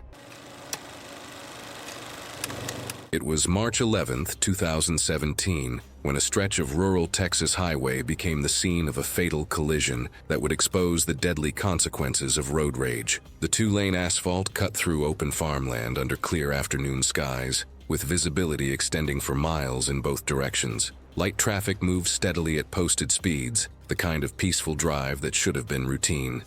Colin Webb, a 27-year-old warehouse supervisor, was behind the wheel of his sedan heading home from work. Known for his quick temper and stubborn streak, Colin had just finished a heated roadside confrontation with Victor Cross over aggressive tailgating and excessive horn use. The argument had ended with both drivers returning to their vehicles, but Colin's anger hadn't cooled. His car was equipped with a forward-facing dash camera that recorded the incident and was later recovered from the vehicle by investigators. Traffic behind Colin included a pickup truck towing a utility trailer, maintaining proper following distance at approximately 55 miles per hour. The trailer added significant weight and momentum to the combination, requiring extended braking distances on the flat highway. Other vehicles traveled in both directions, creating a typical afternoon traffic pattern for the rural route. Without warning, Colin suddenly slammed his brakes in an intentional brake check, a retaliatory act meant to punish Victor Cross after their roadside confrontation. His sedan decelerated rapidly from highway speed, forcing the trailing pickup driver to react instantly. The pickup entered hard ABS braking as the driver attempted an emergency stop, but the heavy trailer's momentum caused the entire combination to jackknife. The out-of-control pickup struck Colin's rear bumper with tremendous force, launching his sedan forward into the oncoming traffic lane. An approaching SUV traveling at full highway speed had no time to avoid the collision. The SUV struck Colin's car broadside on the driver's side, crushing the driver's side door inward by approximately a foot. The side impact drove the door frame and dashboard directly into Colin's chest and head, causing severe trauma. The force of the collision spun his vehicle across both lanes before it came to rest perpendicular to traffic flow. Emergency responders arrived within 20 minutes, but Colin was pronounced dead at the scene from his injuries. The dash camera footage provided investigators with a complete record of the incident, clearly showing Colin's sudden brake application and the resulting collision sequence. The Texas Department of Public Safety ruled the death resulted from reckless driving and road rage retaliation. The pickup driver survived with minor injuries, while the SUV occupants required hospitalization but recovered. The footage ended with Colin's sedan immobilized across both lanes, a stark reminder of how quickly aggressive driving can turn fatal. Skid marks stretched over 200 feet behind the pickup truck, while debris from both vehicles scattered across the roadway for nearly 100 yards. The highway remained closed for 4 hours as investigators documented the scene and cleared the wreckage. After investigators completed their review, Colin's family authorized the release of the dash camera footage as part of a campaign against aggressive driving behaviors. The coroner's report confirmed that Colin died instantly from blunt force trauma to the chest and head, with no evidence of alcohol or drugs in his system at the time of the crash. His death certificate listed the cause of death as blunt force trauma due to a motor vehicle collision, with the manner of death ruled accidental under traffic fatality classification, despite evidence of reckless retaliatory driving. Victor Cross was later questioned but not charged, as investigators determined Colin's retaliatory brake check was the initiating act that caused the fatal chain reaction. It was December 2nd, 2018, in Brooklyn, New York. Heavy snowfall dropped temperatures to 28 degrees Fahrenheit, reduced visibility to 300 feet, and coated historic brownstones with aging fire escape systems. Katrina Lane, 35, managed an interior design practice specializing in historic property renovations. She was detail-oriented and aesthetically focused, often documenting seasonal changes. Her partner, William Frost, 40, worked in architectural consulting, providing structural assessments for older buildings. He was methodical and safety-conscious in his professional work. The couple owned a fourth-floor unit in a renovated 5-story building constructed in 1912.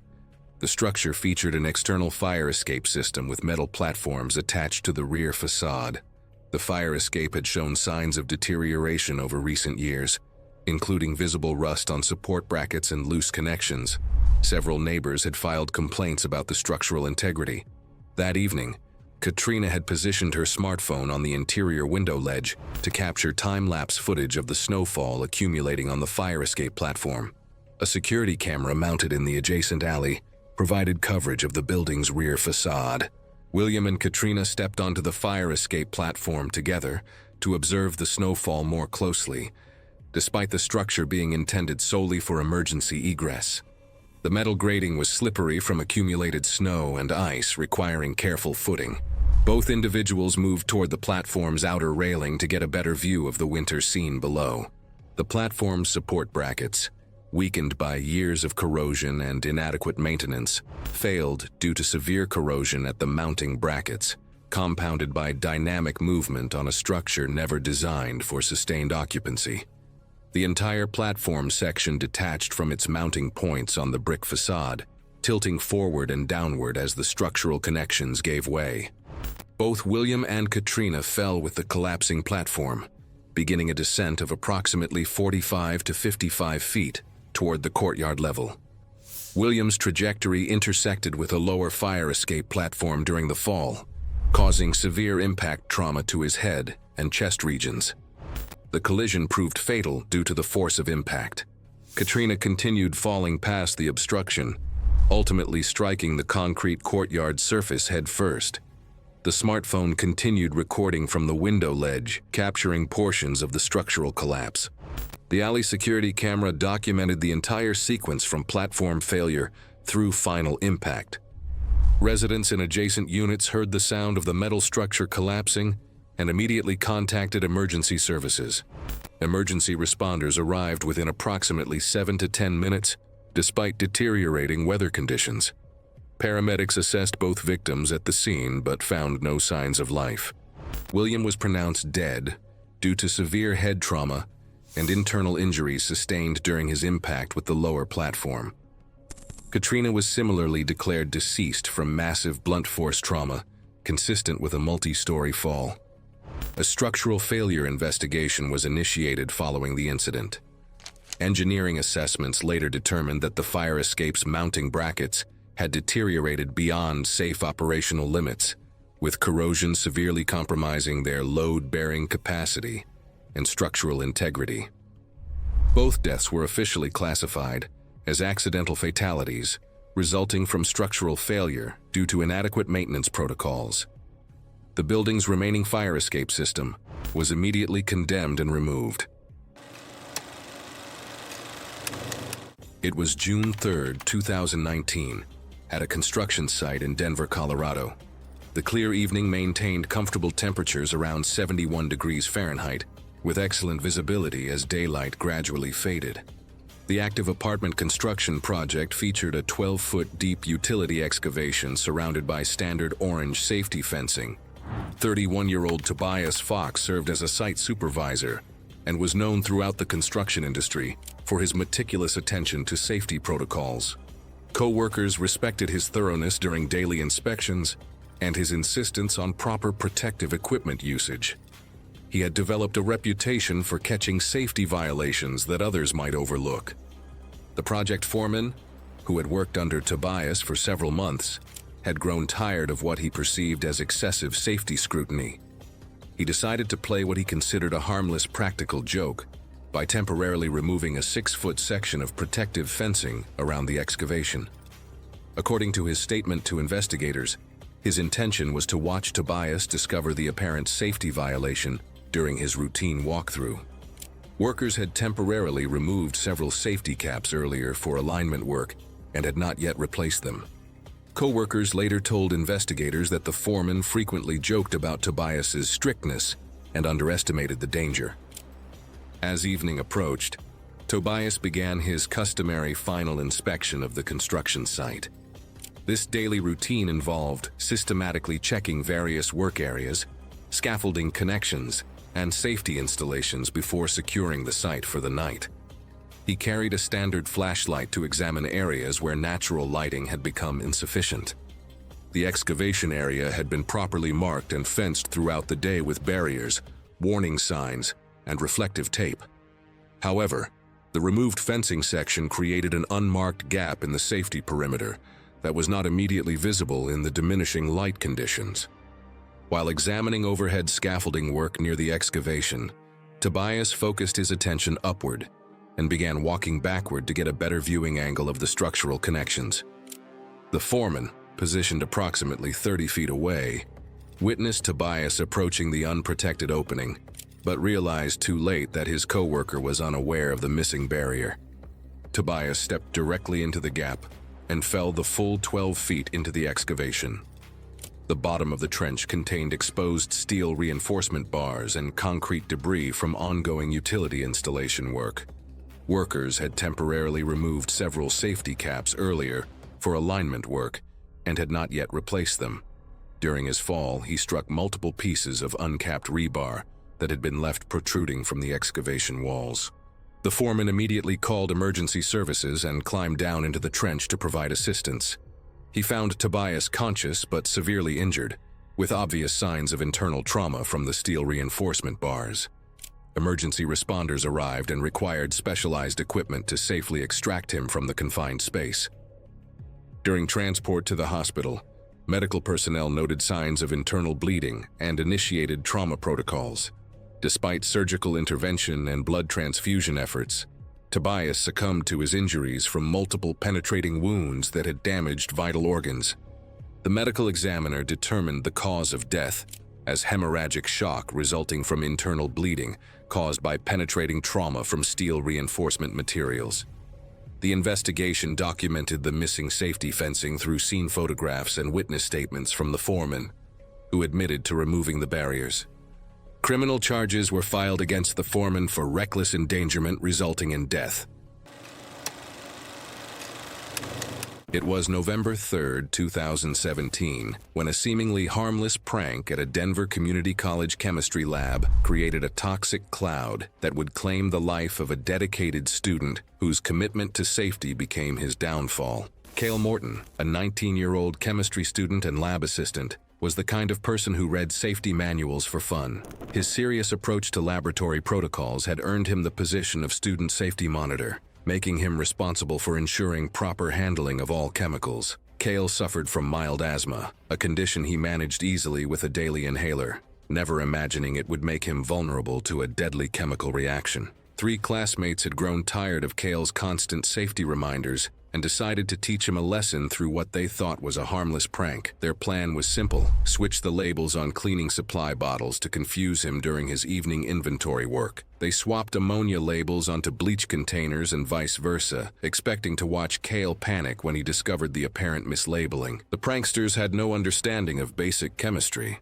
They didn't realize that mixing bleach and ammonia creates chlorine gas, a deadly chemical weapon used in World War I that can kill within minutes in confined spaces. Their ignorance turned the small storage room into a sealed pocket of toxic air. That evening, Cale was conducting a routine inventory of cleaning supplies in the small chemical preparation room. As the dedicated safety monitor, he took his responsibilities seriously, ensuring every chemical was properly stored according to strict protocols. When he discovered what appeared to be improperly labeled containers, he immediately began following standard procedures to correct the situation.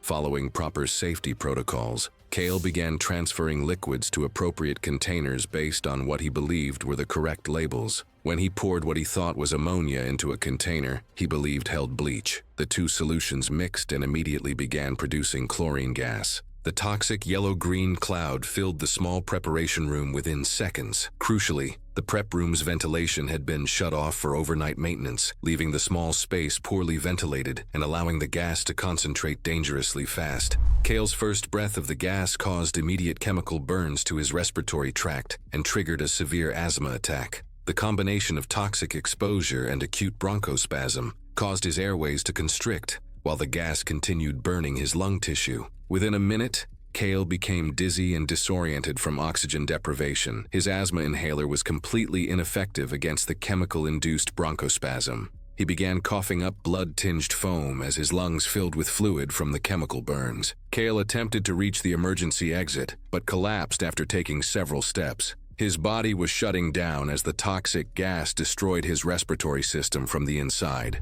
The very dedication to safety that defined his character had led him directly into a death trap created by classmates who thought chemistry was a joke. A night security guard making routine rounds discovered Cale and immediately called emergency services while dragging him from the contaminated room.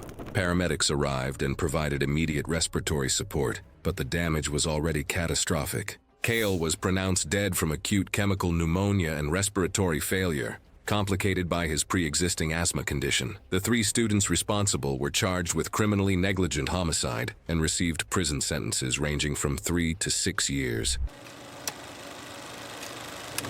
It was January 14, 2016, at an isolated ranch house in south-central Montana, where temperatures hovered near 10 degrees Fahrenheit. As the sun set behind the mountains after a day of light freezing rain, Amber Foster, 24, a kindergarten teacher, and Caleb Stone, 26, a ranch hand who had grown up in harsh Montana winters, had chosen this remote location for an intimate wedding with just 10 close family members. Amber had always dreamed of a winter wonderland wedding, complete with snow-covered landscapes and cozy fireplaces. The ranch house seemed perfect for their vision, offering rustic charm and isolation. The building was heated by a propane furnace that required electricity to operate the blower and electronic controls, with a wood-burning stove in the living room providing backup heat. Caleb, experienced in Montana winter survival, had prepared for potential power outages by stocking additional firewood, ensuring the backup generator was fueled and operational. Among the guests was Caleb's Aunt Dorothy, 74, who had raised him after his parents died when he was 12. Despite her frail health and diabetes-related circulation problems, she insisted on attending her beloved nephew's wedding. A band of freezing rain and wet snow moved through the area that evening, coating power lines with ice and triggering outages as temperatures continued falling. At 8 p.m., just as the ceremony was beginning, the electricity failed. Caleb immediately started the backup generator, but the fuel system began to fail as thickened fuel and ice buildup restricted flow, causing the generator to shut down after 30 minutes. The electronic ignition system prevented manual operation of the propane furnace without electrical power. Caleb's emergency radio was damaged when ice accumulation caused a tree branch to fall on the antenna. Road conditions became completely impassable due to ice accumulation, and cellular service was lost when the local tower's backup power system failed. Amber and Caleb proceeded with their candlelit ceremony in the living room near the wood stove, surrounded by their small group of family members. The candlelit ceremony created a calm atmosphere at first, even as the house began losing heat from its initial 68 degrees Fahrenheit. Everyone remained gathered in the living room close to the stove, but even huddled together, the heat wasn't enough to offset the steadily falling indoor temperature. Within 4 hours of the power loss, the indoor temperature fell into the upper 40s, despite Caleb's efforts to maintain the fire. An Arctic front settled over the region overnight, dropping outdoor temperatures to around -5 degrees Fahrenheit by early morning and making additional heat recovery impossible. Although the presence of 10 people provided some passive heat, the prolonged outage and steadily dropping outdoor temperatures gradually overwhelmed the wood stove's ability to maintain safe indoor warmth. The group kept Dorothy closest to the wood stove and covered her in extra blankets, which helped her maintain body heat through the night. By 2 a.m., indoor temperatures had slipped into the mid-30s. Amber began showing early signs of hypothermia shortly after midnight as the house continued cooling, including shivering, fatigue, and slowed thinking. Her symptoms progressed through the early morning hours, developing into confusion, poor coordination, and difficulty following simple instructions. Caleb tried to keep her warm by stoking the fire and sharing body heat, but the steadily falling temperatures overwhelmed their ability to maintain her core warmth. Amber grew increasingly disoriented and eventually lost the ability to help herself stay warm. Her condition worsened over several hours. She collapsed around 7 a.m., and despite Caleb's efforts to revive her,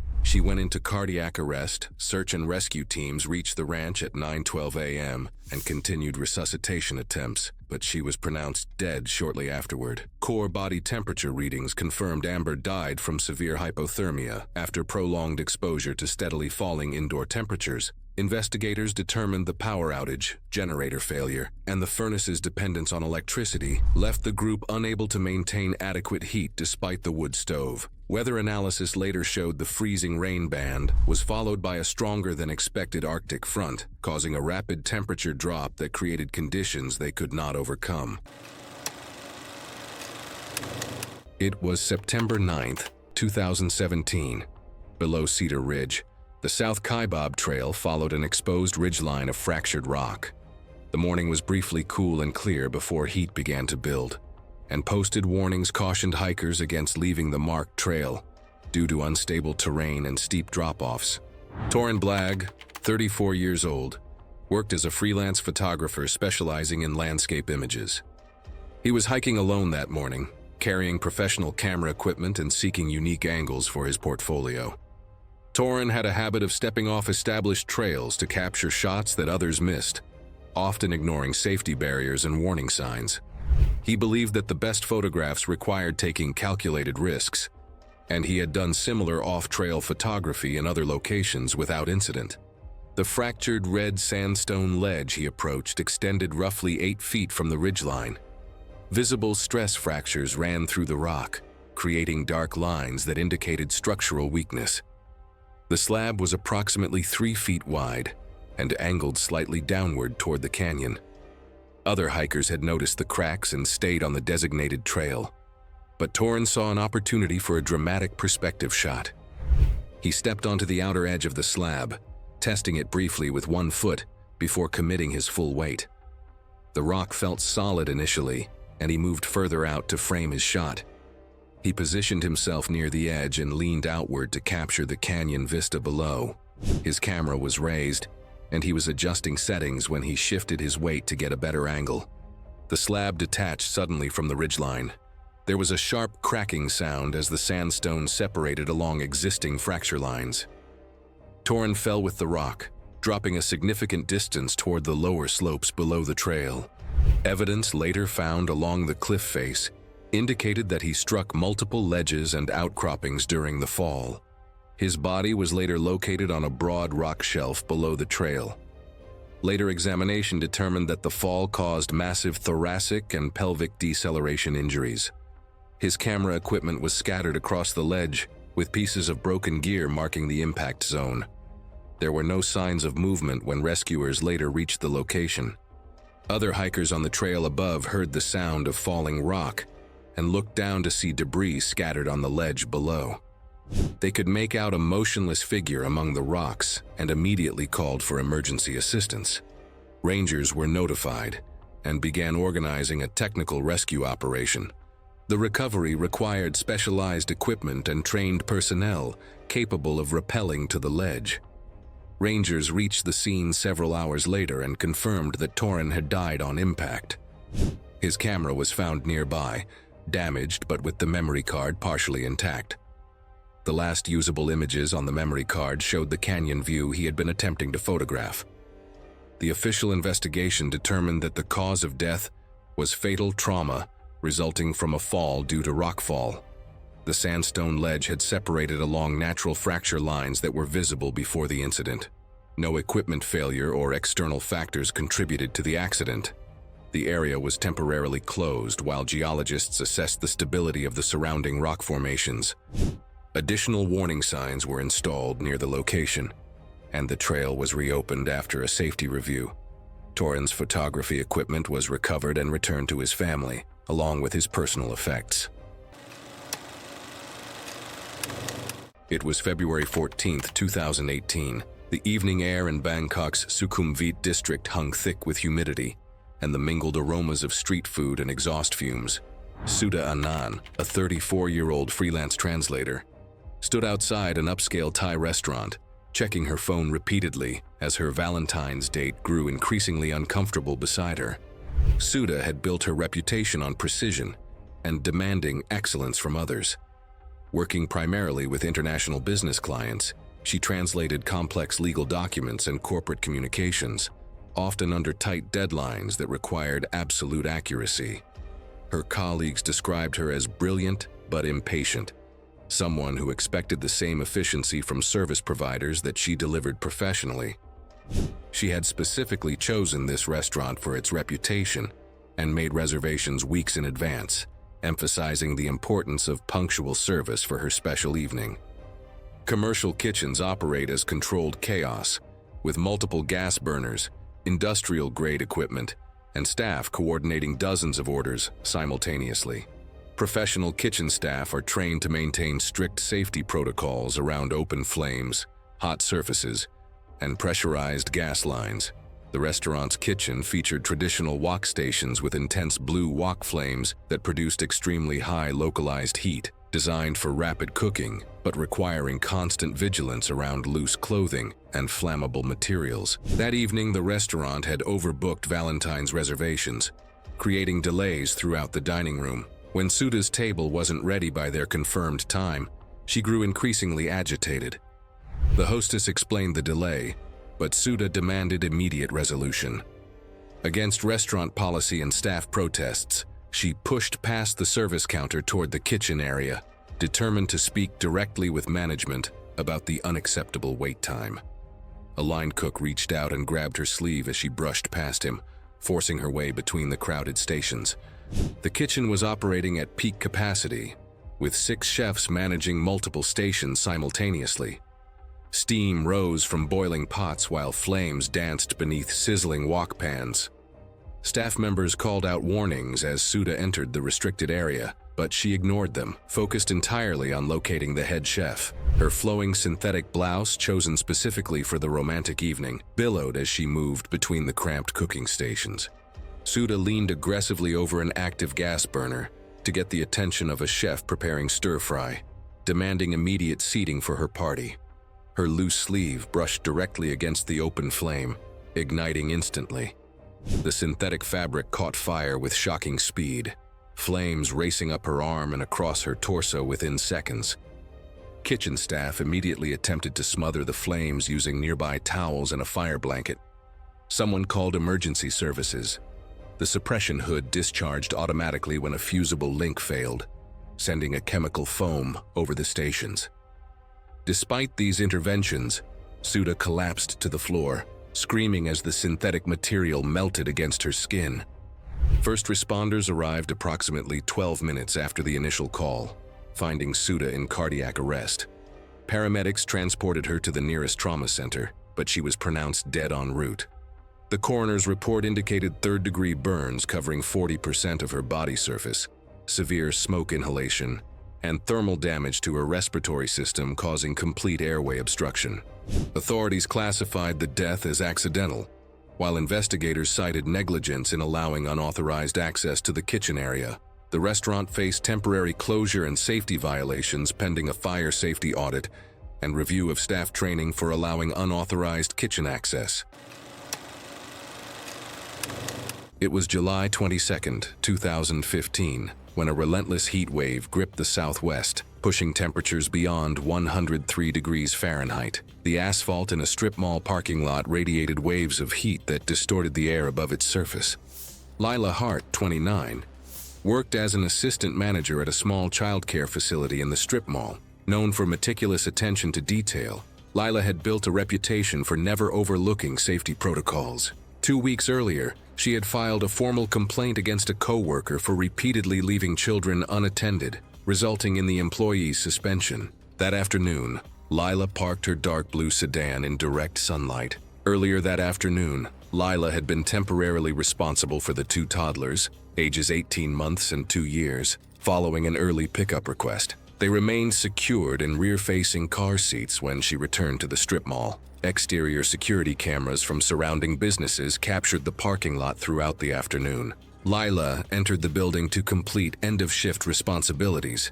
Inside the air-conditioned building, she worked methodically through her checklist while exterior temperature continued climbing. The sealed vehicle began heating rapidly. Within minutes, interior temperatures surged past 115 degrees Fahrenheit. Subsequent forensic reconstruction determined the children began showing early signs of heat distress within minutes. After approximately 20 minutes, Lila emerged from the building and approached her vehicle, already showing signs of heat stress. The recording showed her fumbling with her key fob and attempting the door handle before staggering beside the driver's door. Her movements became increasingly unsteady as she collapsed onto the superheated asphalt, losing consciousness. The vehicle's driver's side door lock had been deliberately disabled, preventing it from being opened using the key fob.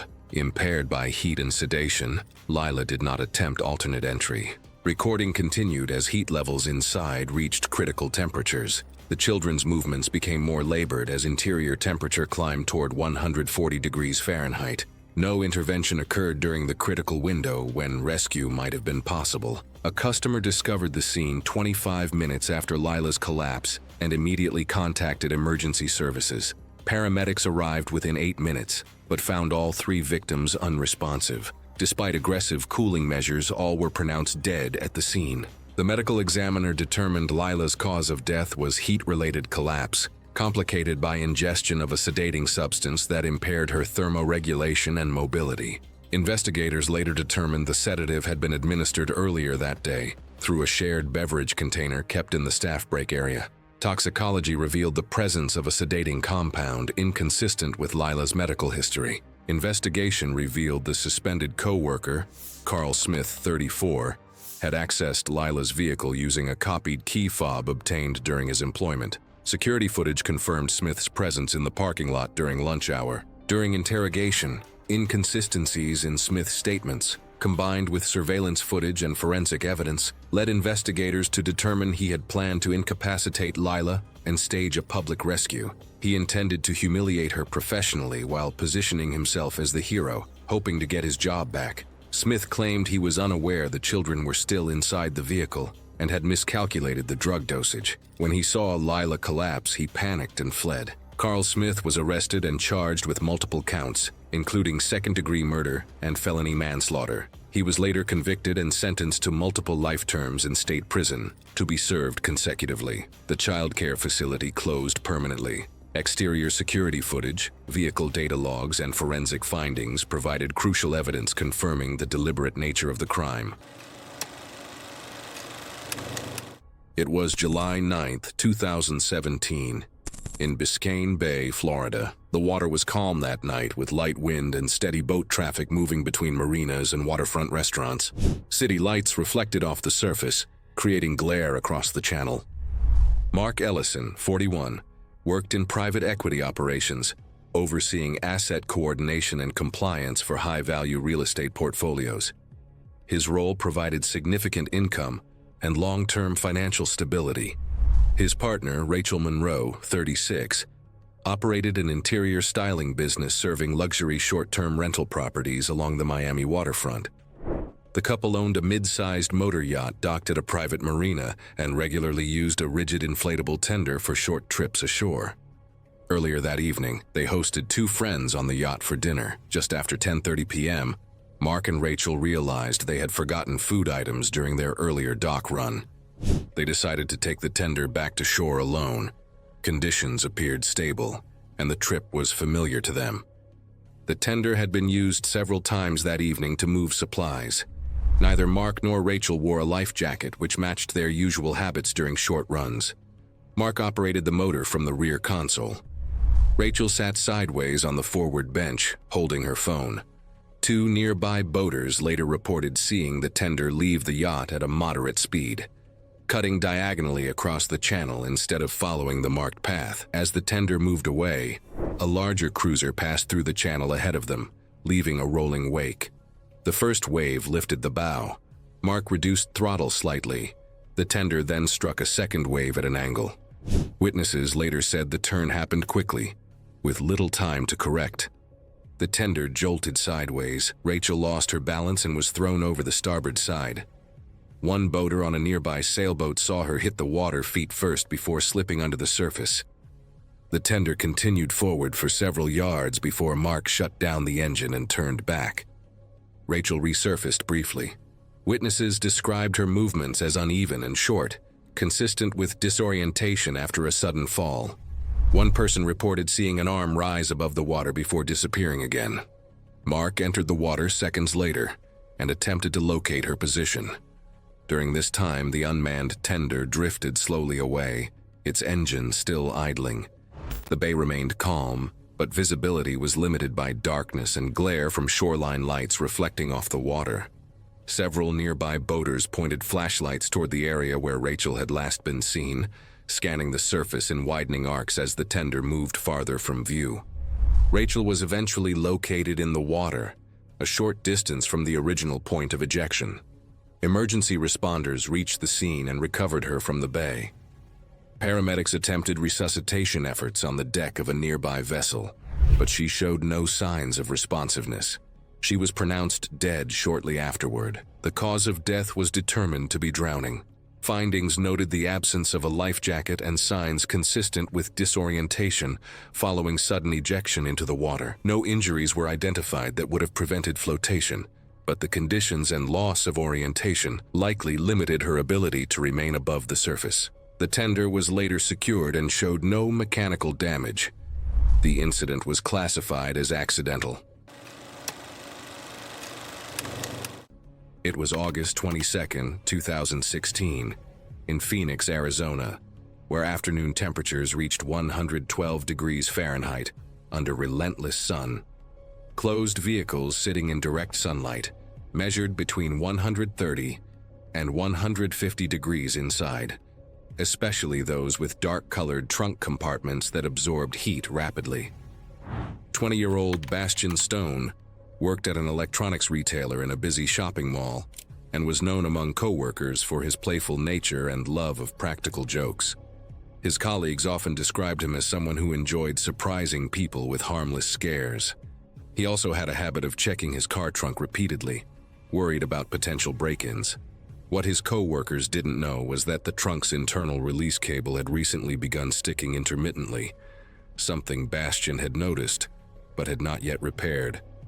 His co-worker, who managed inventory at the same store, decided to turn Bastian's trunk-checking habit into what he believed would be a harmless prank. He planned to hide inside the trunk and jump out when Bastian ended his shift, expecting the whole thing to last only 10 to 15 minutes. Previous playful jump-scare pranks among the team had gone smoothly, which made him think this one would be just as harmless. During the afternoon shift change, while Bastian remained inside helping customers, the co-worker used Bastian's habit of leaving his car unlocked during work hours, a practice multiple employees later confirmed. With the vehicle accessible, he climbed into the trunk of Bastian's dark-colored sedan parked in the employee section of the mall lot. The car had been sitting in full sun exposure for hours, and the trunk's temperature continued rising as the metal surfaces absorbed heat. Store records showed that a complicated customer issue extended Bastian's shift far longer than expected. Meanwhile, the trunk's interior reached dangerously high levels. As temperatures climbed, the co-worker attempted to adjust his position inside the confined space. Forensic inspectors later determined that this movement likely worsened the sticking release cable, making it difficult or impossible to activate from inside. After roughly 40 minutes in the superheated compartment, he began showing signs of severe heat exhaustion. Rising heat overwhelmed his body's ability to regulate temperature. Early confusion, dizziness, and dehydration set in quickly, impairing his ability to recognize or use the emergency handle. By the time Bastian finally walked to his car and opened the trunk, the co-worker was semi-conscious, with hot, dry skin and shallow, rapid breathing. Witnesses saw Bastian immediately call for help and attempt to cool him. Emergency medical services arrived within minutes. Paramedics recorded a core body temperature above 105 degrees Fahrenheit and began aggressive cooling procedures. Despite rapid transport, ice pack cooling, and advanced life support efforts at the hospital, the prolonged exposure had already caused irreversible damage to multiple organ systems. He was pronounced dead less than an hour after being found. The medical examiner determined the cause of death as heat stroke resulting from confinement in an overheated vehicle compartment. Vehicle forensics confirmed that the trunk's release cable showed signs of intermittent mechanical sticking, consistent with a partial jam. Investigators concluded that the co-worker likely attempted to escape, but could not activate the compromised mechanism, with heat-induced confusion further limiting his ability to respond. The incident underscored how quickly enclosed vehicle spaces can become lethal during extreme heat, and how even simple pranks can turn fatal when mechanical failures and environmental conditions intersect. It was August 12, 2018, when a trust-building exercise on an Austin highway overpass became a deadly lesson in the physics of human deceleration, claiming the life of a young woman whose faith in her friends would prove tragically misplaced. Jolene Parks, a 22-year-old restaurant server and psychology student, was known for her unwavering trust in others and her determination to overcome personal fears. Despite her terror of heights, she had recently committed to facing her phobias head-on, posting about her journey of self-improvement on social media. Her trusting nature and desire for personal growth made her the perfect target for what her college friends believed would be an unforgettable bonding experience. The four friends had convinced Jolene that they had arranged a legitimate bungee jumping experience from an 85-foot highway overpass that had once been used by licensed bungee companies during special events. What Jolene didn't know was that her friends had substituted professional bungee equipment with a 60-foot static climbing rope, planning to give her the scare of her life by stopping her fall much shorter than expected. The friends had purchased legitimate climbing harnesses online and spent considerable effort making their setup appear professional. To disguise the substitution, they covered the static rope with bright elastic tubing and colorful sleeves, so it visually resembled an elastic bungee line. They assured Jolene that everything was properly inspected and certified, exploiting her trust and her limited knowledge of extreme sports equipment. The climbing rope they used was rated for static loads, but had zero elasticity, a crucial difference that would prove fatal. Standing on the bridge railing 85 feet above the busy highway, Jolene spent nearly 15 minutes working up the courage to jump. Her friends encouraged her, filming what they expected would be a hilarious moment when she realized the fall was much shorter than anticipated. They had no understanding of the deadly physics involved when a human body traveling at high speed is suddenly stopped by an inelastic rope. When Jolene finally jumped, trusting completely in her friends' assurances about safety, she fell freely for exactly 60 feet before the static climbing rope reached its limit. At that moment, she was traveling at approximately 43 miles per hour when the rope brought her to an instantaneous stop. The sudden deceleration created forces far beyond what the human body can withstand. While her harness held perfectly and the rope performed exactly as designed, the extreme deceleration forces tore through her internal organs like a wrecking ball. Her aorta, the body's main artery, ruptured instantly under the tremendous stress, causing massive internal bleeding. Jolene remained conscious for about 30 seconds, hanging 25 feet above the highway, but was already in severe shock from the internal trauma. Passing motorists immediately called for help after witnessing the fall, but the damage was already done. Emergency responders used specialized rescue equipment to reach her position, but despite their best efforts, Jolene was pronounced dead from traumatic aortic rupture and internal hemorrhaging. The very trust that defined her personality had been weaponized against her by friends who confused physics with pranks. All 4 friends were charged with involuntary manslaughter and received prison sentences ranging from 8 to 12 years. The incident prompted local officials to tighten enforcement of existing extreme sports regulations and permanently close the bridge to public access. Jolene's parents became advocates for adventure sports safety, ensuring that their daughter's death would serve as a warning about the deadly difference between professional equipment and amateur assumptions. This tragedy stands as a permanent reminder that trust is sacred, physics is unforgiving, and the combination of the two can be lethal. It was August 5th, 2017, at a lakeside pavilion in central Minnesota, where dark clouds gathered on the horizon as guests arrived for what should have been a perfect outdoor ceremony. Gabriel Santos, 31, a high school history teacher, and Lily Chen, 28, a veterinary technician, had chosen this location because Gabriel had proposed here 2 years earlier. The massive oak tree overlooking the lake was over 100 years old, its branches spreading wide enough to provide natural shade for a ceremony. Gabriel had knelt beneath this very tree when he asked Lily to marry him. National Weather Service had issued severe thunderstorm warnings for the region that morning, with conditions favorable for dangerous lightning and high winds. However, weather radar showed the main storm cell moving south of their location, with only scattered light rain in their immediate area and clear skies visible to the west. Several guests had suggested moving the ceremony indoors as a precaution, but Gabriel and Lily decided to proceed with a shortened ceremony after consulting local weather conditions.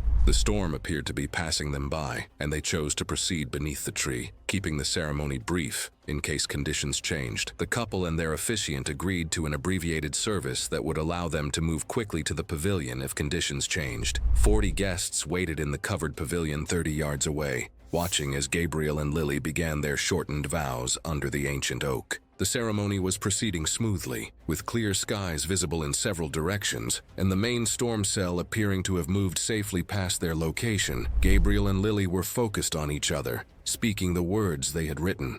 At 4:23 p.m., an isolated lightning strike from a small, fast-moving trailing cell hit the oak tree without any warning. The strike came from a minor storm cell that had developed rapidly behind the main system, without triggering additional weather alerts. Gabriel was steadying himself against the tree trunk, his hand resting on the bark as he leaned in to kiss his bride at the conclusion of their vows. The electrical discharge occurred at the exact moment their lips met, sending a powerful secondary current through the tree and into Gabriel's hand and torso where he made contact. The massive electrical shock caused immediate cardiac arrest and severe burns at the contact points where Gabriel's hand and body touched the tree. The lightning strike created a pressure wave that knocked Lily backward, causing temporary hearing loss but sparing her from the direct electrical pathway. Lily watched in horror as her new husband collapsed motionless to the ground, his body showing the unmistakable signs of a lightning strike. The wedding guests in the pavilion were temporarily blinded and deafened by the brilliant flash and thunderclap. Emergency medical services arrived within 10 minutes of the strike, but Gabriel showed no vital signs when paramedics reached him. Despite aggressive resuscitation efforts including CPR, defibrillation, and advanced cardiac life support protocols, he could not be revived. Gabriel was pronounced dead at the scene from cardiac arrest caused by electrical shock from the lightning strike. Lily survived with permanent hearing damage that was partially correctable with hearing aids, but she had witnessed her husband's death just moments after they were pronounced married. The oak tree exhibited a vertical lightning scar extending the full height of the trunk, confirming the strike path and electrical discharge pattern that investigators later documented. Weather analysis confirmed that the fatal strike came from an isolated cell that developed rapidly and was not predicted by forecasting models. It was March 18, 2018. The Redwall limestone formation stretched across the canyon in massive horizontal bands, carved by millions of years of erosion into complex cave systems and narrow fissures. The rock was solid but fractured, creating passages that ranged from wide chambers to slots barely wide enough for a person. The area was remote and largely unexplored, with no established trails or safety infrastructure. Vela Trone, 27 years old, was a graduate student studying geological formations. She specialized in limestone cave structures and had experience with underground research, though most of her previous work had been in mapped systems. She was conducting solo fieldwork that day, examining an undocumented fissure she had noticed outside her approved study area. Vela was methodical in her academic work, but had a tendency to push boundaries when she encountered interesting geological features. She had not established a surface check-in protocol with anyone, having deviated from standard safety requirements for solo cave research. Her research focused on measuring and documenting previously unknown passages, and she carried basic measurement tools, but no specialized cave rescue equipment. She had left her backpack at the entrance to travel lighter, taking only a headlamp with limited battery life. She had no rope and no spotter to assist if something went wrong. The fissure she entered measured approximately 18 inches at its widest point and sloped downward at a steep angle. The passage appeared to continue deeper into the rock formation, which made it scientifically interesting but also dangerous for solo exploration. The walls were abrasive limestone, worn by water flow but studded with chert and sharp protrusions that offered few usable handholds. The temperature inside the fissure remained near 50 degrees, adding constant cold stress during the entrapment. Vela entered the fissure head first, which allowed her to see ahead and take measurements as she progressed. The downward slope meant that gravity assisted her movement deeper into the passage, but it also made retreat more difficult. As she moved further in, the fissure gradually narrowed.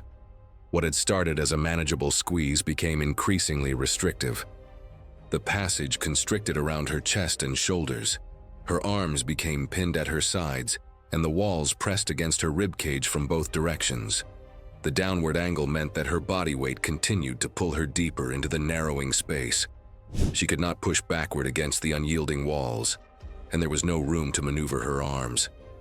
The compression around her chest severely restricted her ability to expand her lungs. The position left little room for normal breathing. The position prevented normal respiratory function, and the physical stress of being trapped increased her oxygen demand. The position made sustained breathing increasingly difficult as her chest remained compressed.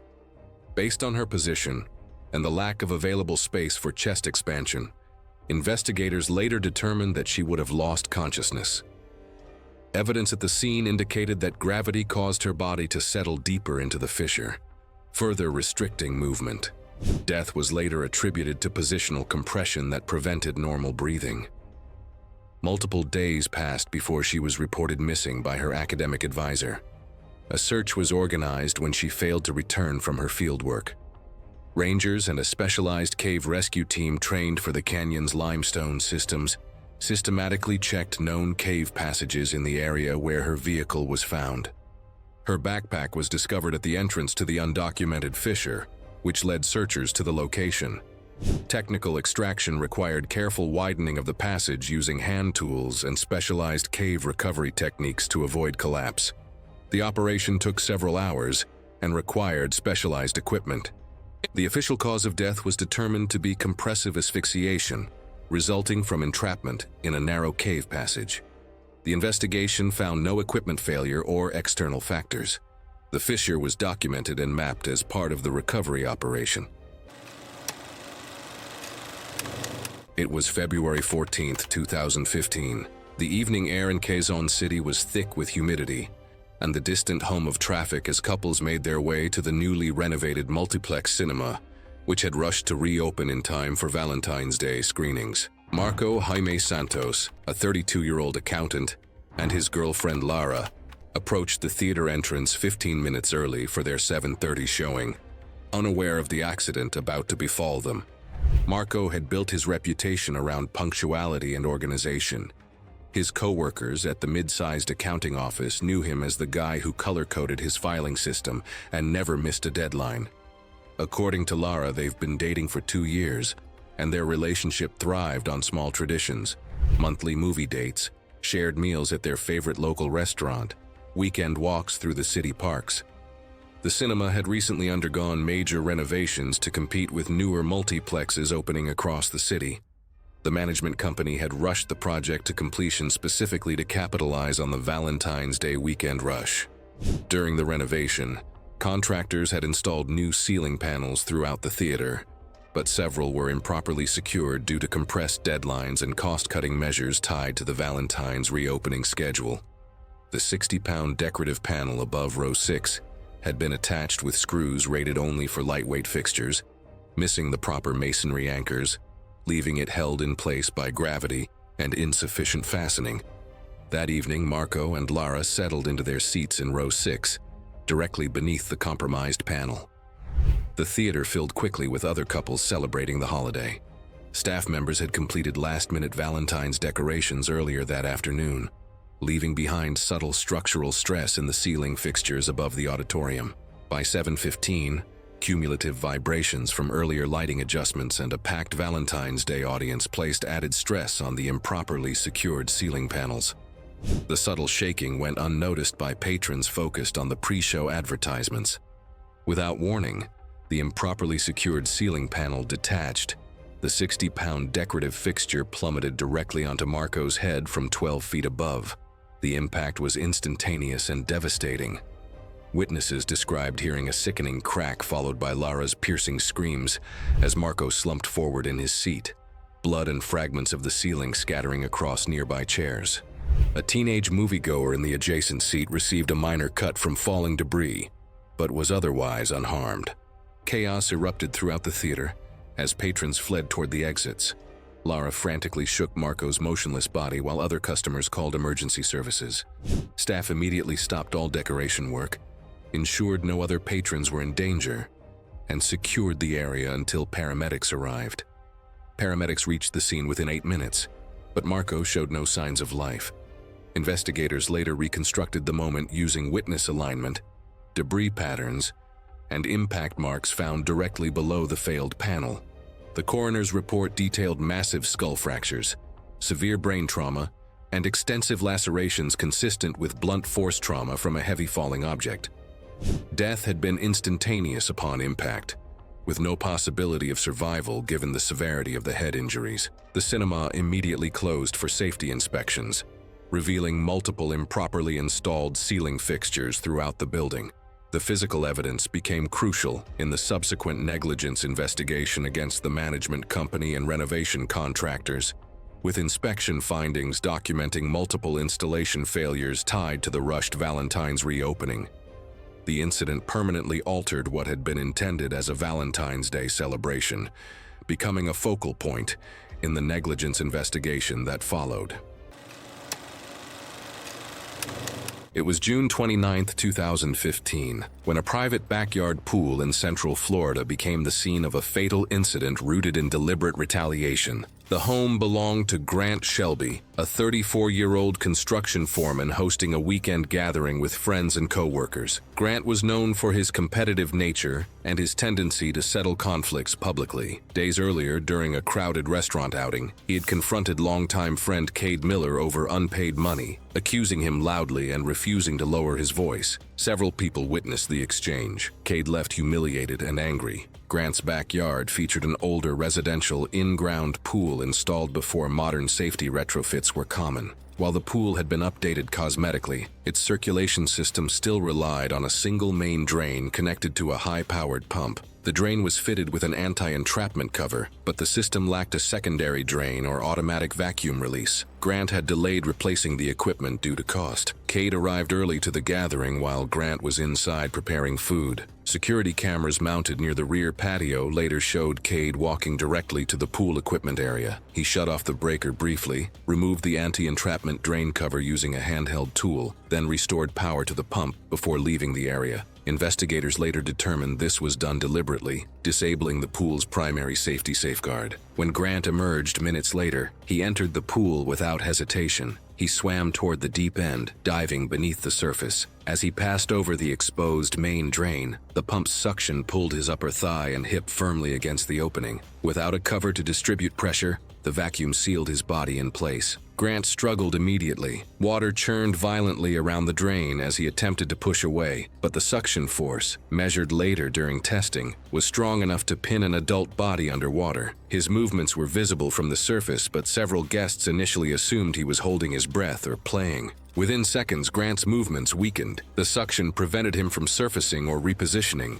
By the time guests recognized the distress and rushed to the pool's edge, nearly a minute had passed. One person attempted to pull him free but was unable to overcome the force. Another ran to the equipment panel and shut off the pump. Once suction released, Grant was lifted from the water and laid on the pool deck. CPR was initiated while emergency services were called. Paramedics arrived within 12 minutes, but Grant could not be revived. He was pronounced dead at the scene. The medical examiner ruled the cause of death as drowning due to mechanical body entrapment. Investigators recovered footage showing Cade removing the drain cover and restoring power to the system. Interviews confirmed Cade's motive stemmed from the public humiliation days earlier. There was no evidence the act was accidental or intended as a joke. Cade Miller was arrested and later convicted on charges including reckless homicide. He was sentenced to 25 years in state prison. Authorities noted that while death may not have been his stated goal, the act was deliberate, targeted, and carried out with clear disregard for human life. Grant Shelby's death prompted renewed scrutiny of older residential pool systems across the county. Officials emphasized that deliberate tampering with safety equipment, especially for revenge, can turn ordinary environments into fatal traps within seconds. It was August 29th, 2017, on a remote Mojave Desert highway in California. Afternoon temperatures reached 104 degrees Fahrenheit under clear skies, with long straightaways, minimal traffic, and posted speed limits of 65 miles per hour. Justin Reed, 31, operated a boutique proprietary trading firm that managed private accounts for a small group of accredited investors specializing in high-risk derivative strategies. His work afforded him both significant disposable income and flexible travel schedules. His partner, Tessa Bloom, 29, ran a luxury travel media business producing branded content for five-star resorts and invitation-only properties. Her partnerships included long-term contracts with international hotel groups, allowing the couple frequent access to high-end experiences without traditional planning constraints. The couple had rented a high-performance sports car from a specialty rental company in Los Angeles for a weekend desert excursion. The vehicle was equipped with a turbocharged engine capable of significant acceleration and top speeds exceeding 150 miles per hour. They had mounted an action camera inside the cabin to record their driving experience. The selected highway was favored by driving enthusiasts for its long straightaways and sparse patrol presence. Traffic was light that afternoon, with infrequent passing vehicles and a well-maintained surface. Justin began accelerating the vehicle well beyond posted speed limits, reaching approximately 120 miles per hour as they traveled eastbound. The camera recorded their increasing velocity and the desert landscape blurring past the windows. Tessa appeared relaxed in the passenger seat, occasionally gesturing toward landmarks visible in the distance. As they approached a gentle curve in the roadway, Justin attempted to pass a slower-moving vehicle by crossing into the opposing lane. The abrupt steering input at extreme speed, combined with weight transfer and reduced rear traction, caused the vehicle to yaw violently. The vehicle began sliding sideways before departing the roadway entirely. The car struck a concrete drainage culvert positioned approximately 20 feet from the road edge. The impact occurred at an estimated 85 to 90 miles per hour, launching the vehicle briefly airborne before it began a series of violent rolls across the desert terrain. During the second rotation, the roof and A-pillar structure collapsed inward, causing catastrophic head and cervical injuries to Justin, despite his seatbelt restraint. The passenger side window shattered during the first rollover, and Tessa was partially ejected during the third roll, with her upper torso exiting the vehicle, while her lower body remained inside, resulting in massive blunt force trauma. The camera continued recording throughout the crash sequence until the device was destroyed during impact. Two passing motorists witnessed the accident and immediately contacted emergency services. Responding highway patrol officers arrived approximately 18 minutes later, followed by emergency medical personnel. Both victims were assessed at the crash site but showed no signs of life. Justin was pronounced dead due to severe head and neck injuries sustained during the roof collapse. Tessa was similarly declared deceased from multiple traumatic injuries consistent with high-speed ejection and impact. Yaw marks and tire scuffing on the roadway extended over 400 feet prior to the point where the vehicle departed the pavement. An investigation later determined that excessive speed was the primary contributing factor in the crash. Both deaths were officially classified as accidental, resulting from loss of control at extreme speed. The recovered camera footage provided investigators with a partial but critical record of the vehicle's speed, driver inputs, and the sequence leading up to the crash. It was April 12, 2015, at a downtown office building in Seattle, Washington. The overcast morning brought temperatures of 52 degrees Fahrenheit with light rain. The 15-story structure housed multiple businesses and maintained strict security protocols. 26-year-old Annika Lowe worked as a marketing coordinator on the 8th floor and had been employed there for nearly 3 years. Medical records later revealed she had a documented history of panic disorder and took daily medication that could affect heart rhythm. Colleagues described her as diligent and detail-oriented, though she sometimes appeared anxious during stressful situations. Her co-worker in the same department had grown frustrated with monotonous office life and decided to create excitement through an elaborate prank. According to his confession to federal investigators, he believed calling in a fake bomb threat would result in a routine building evacuation, giving everyone an unexpected day off. His plan involved using an anonymous internet calling service. Investigators later described him as socially naive, with no real understanding of how seriously bomb threats are treated. During the mid-morning hours, building security received the threatening call claiming a bomb had been placed on the 8th floor with a 20-minute detonation timer. Emergency protocols were immediately activated throughout the facility. Security personnel began floor-by-floor evacuations, directing all occupants to use stairwells exclusively, while elevators were automatically disabled. Floor wardens quickly organized the evacuation process, guiding employees toward the emergency stairwells. The narrow staircases became crowded as hundreds of people from multiple floors began descending simultaneously. Witnesses later reported that Annika appeared visibly distressed upon hearing the bomb threat announcement. As Annika began descending the packed stairwell, several people noticed she was breathing heavily and had become noticeably pale. The combination of the emergency situation, crowded conditions, and her underlying anxiety disorder created physiological stress.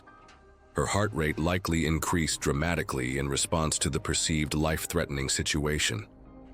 On the fifth-floor landing, Annika suddenly collapsed among the crowd of evacuating employees. A fellow tenant who witnessed the collapse immediately retrieved an automated external defibrillator from a nearby emergency station. The AED detected an unstable rhythm and advised a shock. Hospital records later confirmed it was torsade de pointes. 2 electrical shocks were delivered by the AED, while other evacuees performed chest compressions. The evacuation continued around the medical emergency, as building protocol required clearing all floors before emergency responders could safely enter.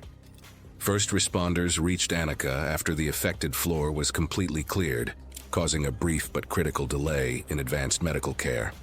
Despite continued resuscitation efforts and transport to the hospital, she could not be revived.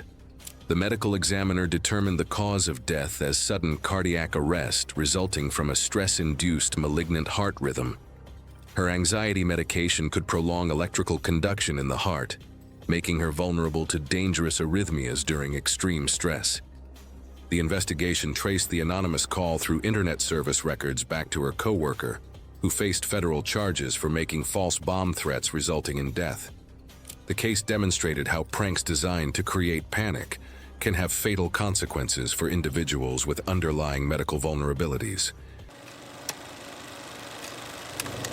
It was June 18, 2016, when a Miami apartment building rooftop became the scene of a deadly stunt that would expose the fatal consequences of social media culture and misplaced trust in amateur safety equipment. Bethany Rhodes, a 26-year-old social media coordinator, lived and breathed superhero movies. Her apartment was filled with comic book memorabilia, and her Instagram feed constantly featured posts about overcoming fears and living life to the fullest. Her trusting nature and enthusiasm for new experiences made her the perfect target for what her 3 roommates believed would be the ultimate viral video opportunity.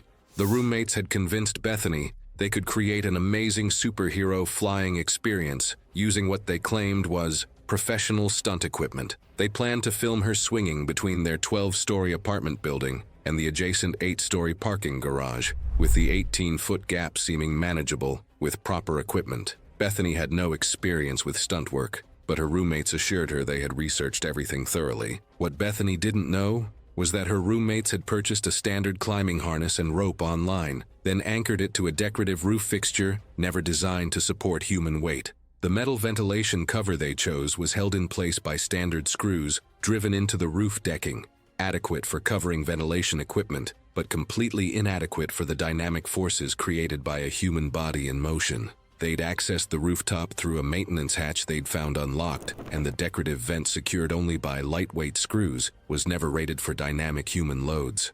The roommates had spent hours setting up their equipment and camera angles, convinced they were creating the next viral sensation. They fitted Bethany with the legitimate climbing harness and connected it to the climbing rope that was properly rated for her weight, but only when anchored to appropriate mounting points designed for such loads. Standing at the edge of the 12-story rooftop, Bethany felt excitement and nervousness as her roommates filmed what they expected would be a safe and spectacular swing to the parking garage. She trusted completely in their assurances about the safety preparations, never questioning the anchor point that would determine whether she lived or died. When Bethany jumped from the rooftop, the decorative anchor point immediately failed under her 140-pound dynamic load. The standard screws pulled straight out of the roof decking, sending her into a completely uncontrolled fall toward the concrete courtyard below. Bethany fell freely for 8 stories, approximately 96 feet, before striking the concrete courtyard at roughly 55 miles per hour. She impacted the ground feet first, with the tremendous force completely shattering both legs and her pelvis. The massive impact energy traveled upward through her body, fracturing her spine in multiple places and causing catastrophic internal injuries. Her femurs were driven upward into her torso, puncturing vital organs and causing massive internal bleeding. Death occurred within minutes from traumatic shock and internal hemorrhaging, though she briefly remained conscious after the impact. Witnesses in the courtyard immediately called emergency services after hearing the devastating impact. Emergency responders arrived to find a young woman whose dreams of viral fame had been crushed by the unforgiving laws of physics. All 3 roommates were charged with criminally negligent homicide and sentenced to prison terms ranging from 7 to 10 years. The building's management later faced multiple wrongful death lawsuits for failing to implement adequate rooftop safety barriers and access controls. The incident prompted Miami officials to require special activity permits for rooftop stunts and tighten rooftop access enforcement citywide. Bethany's family created a foundation promoting social media responsibility and educating young people about the dangers of viral stunt culture. This tragedy serves as a permanent reminder that physics doesn't care about your follower count.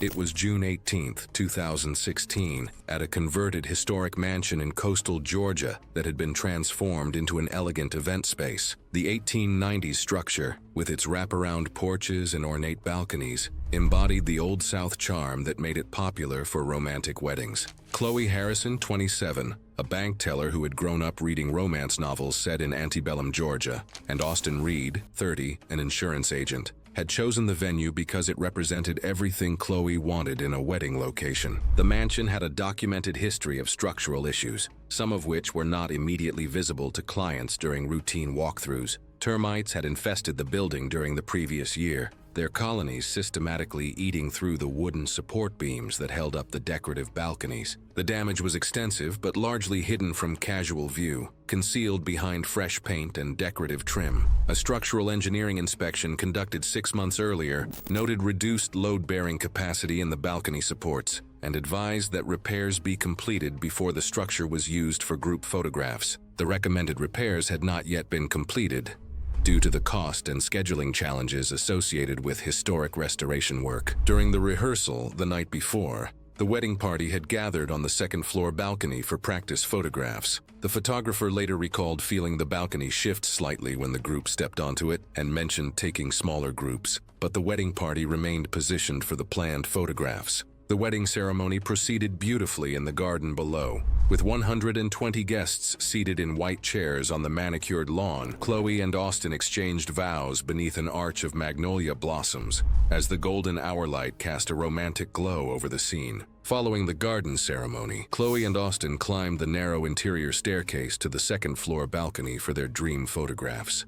The balcony measured approximately 12 by 8 feet, with a total load capacity that had been significantly reduced by the hidden termite damage. They were joined by their wedding party for group photos, with everyone crowding together to fit in the frame. The photographer positioned them carefully, trying to capture the perfect shot with the garden and sunset visible in the background. At 7:34 p.m., during the third photograph, witnesses in the garden below reported hearing audible cracking sounds indicating structural failure in the support system. The photographer later reported hearing 2 sharp cracks from beneath the balcony. He paused briefly but resumed shooting when the group stayed in position for the next photograph. Witnesses in the garden below reported seeing the balcony drop away in a single motion. The structure separated from the wall and fell approximately 15 feet to the brick patio with all 9 occupants. The termite-damaged support beams snapped simultaneously, unable to bear the concentrated weight. Chloe sustained severe traumatic brain injury when she struck the decorative stone edge of a large planter, resulting in skull fracture and massive intracranial hemorrhage. Austin suffered spinal compression injuries from the impact that caused partial paralysis in his lower extremities. Emergency crews transported Chloe and Austin to area trauma centers. Chloe underwent immediate neurosurgery but died 6 hours later from traumatic brain injury. Austin survived with partial paralysis and entered long-term rehabilitation. Other wedding party members sustained fractures and contusions, but all survived. The mansion was closed, later condemned and demolished. Investigators confirmed severe termite-related structural failure, leading to safety citations and subsequent civil lawsuits from the victims' families.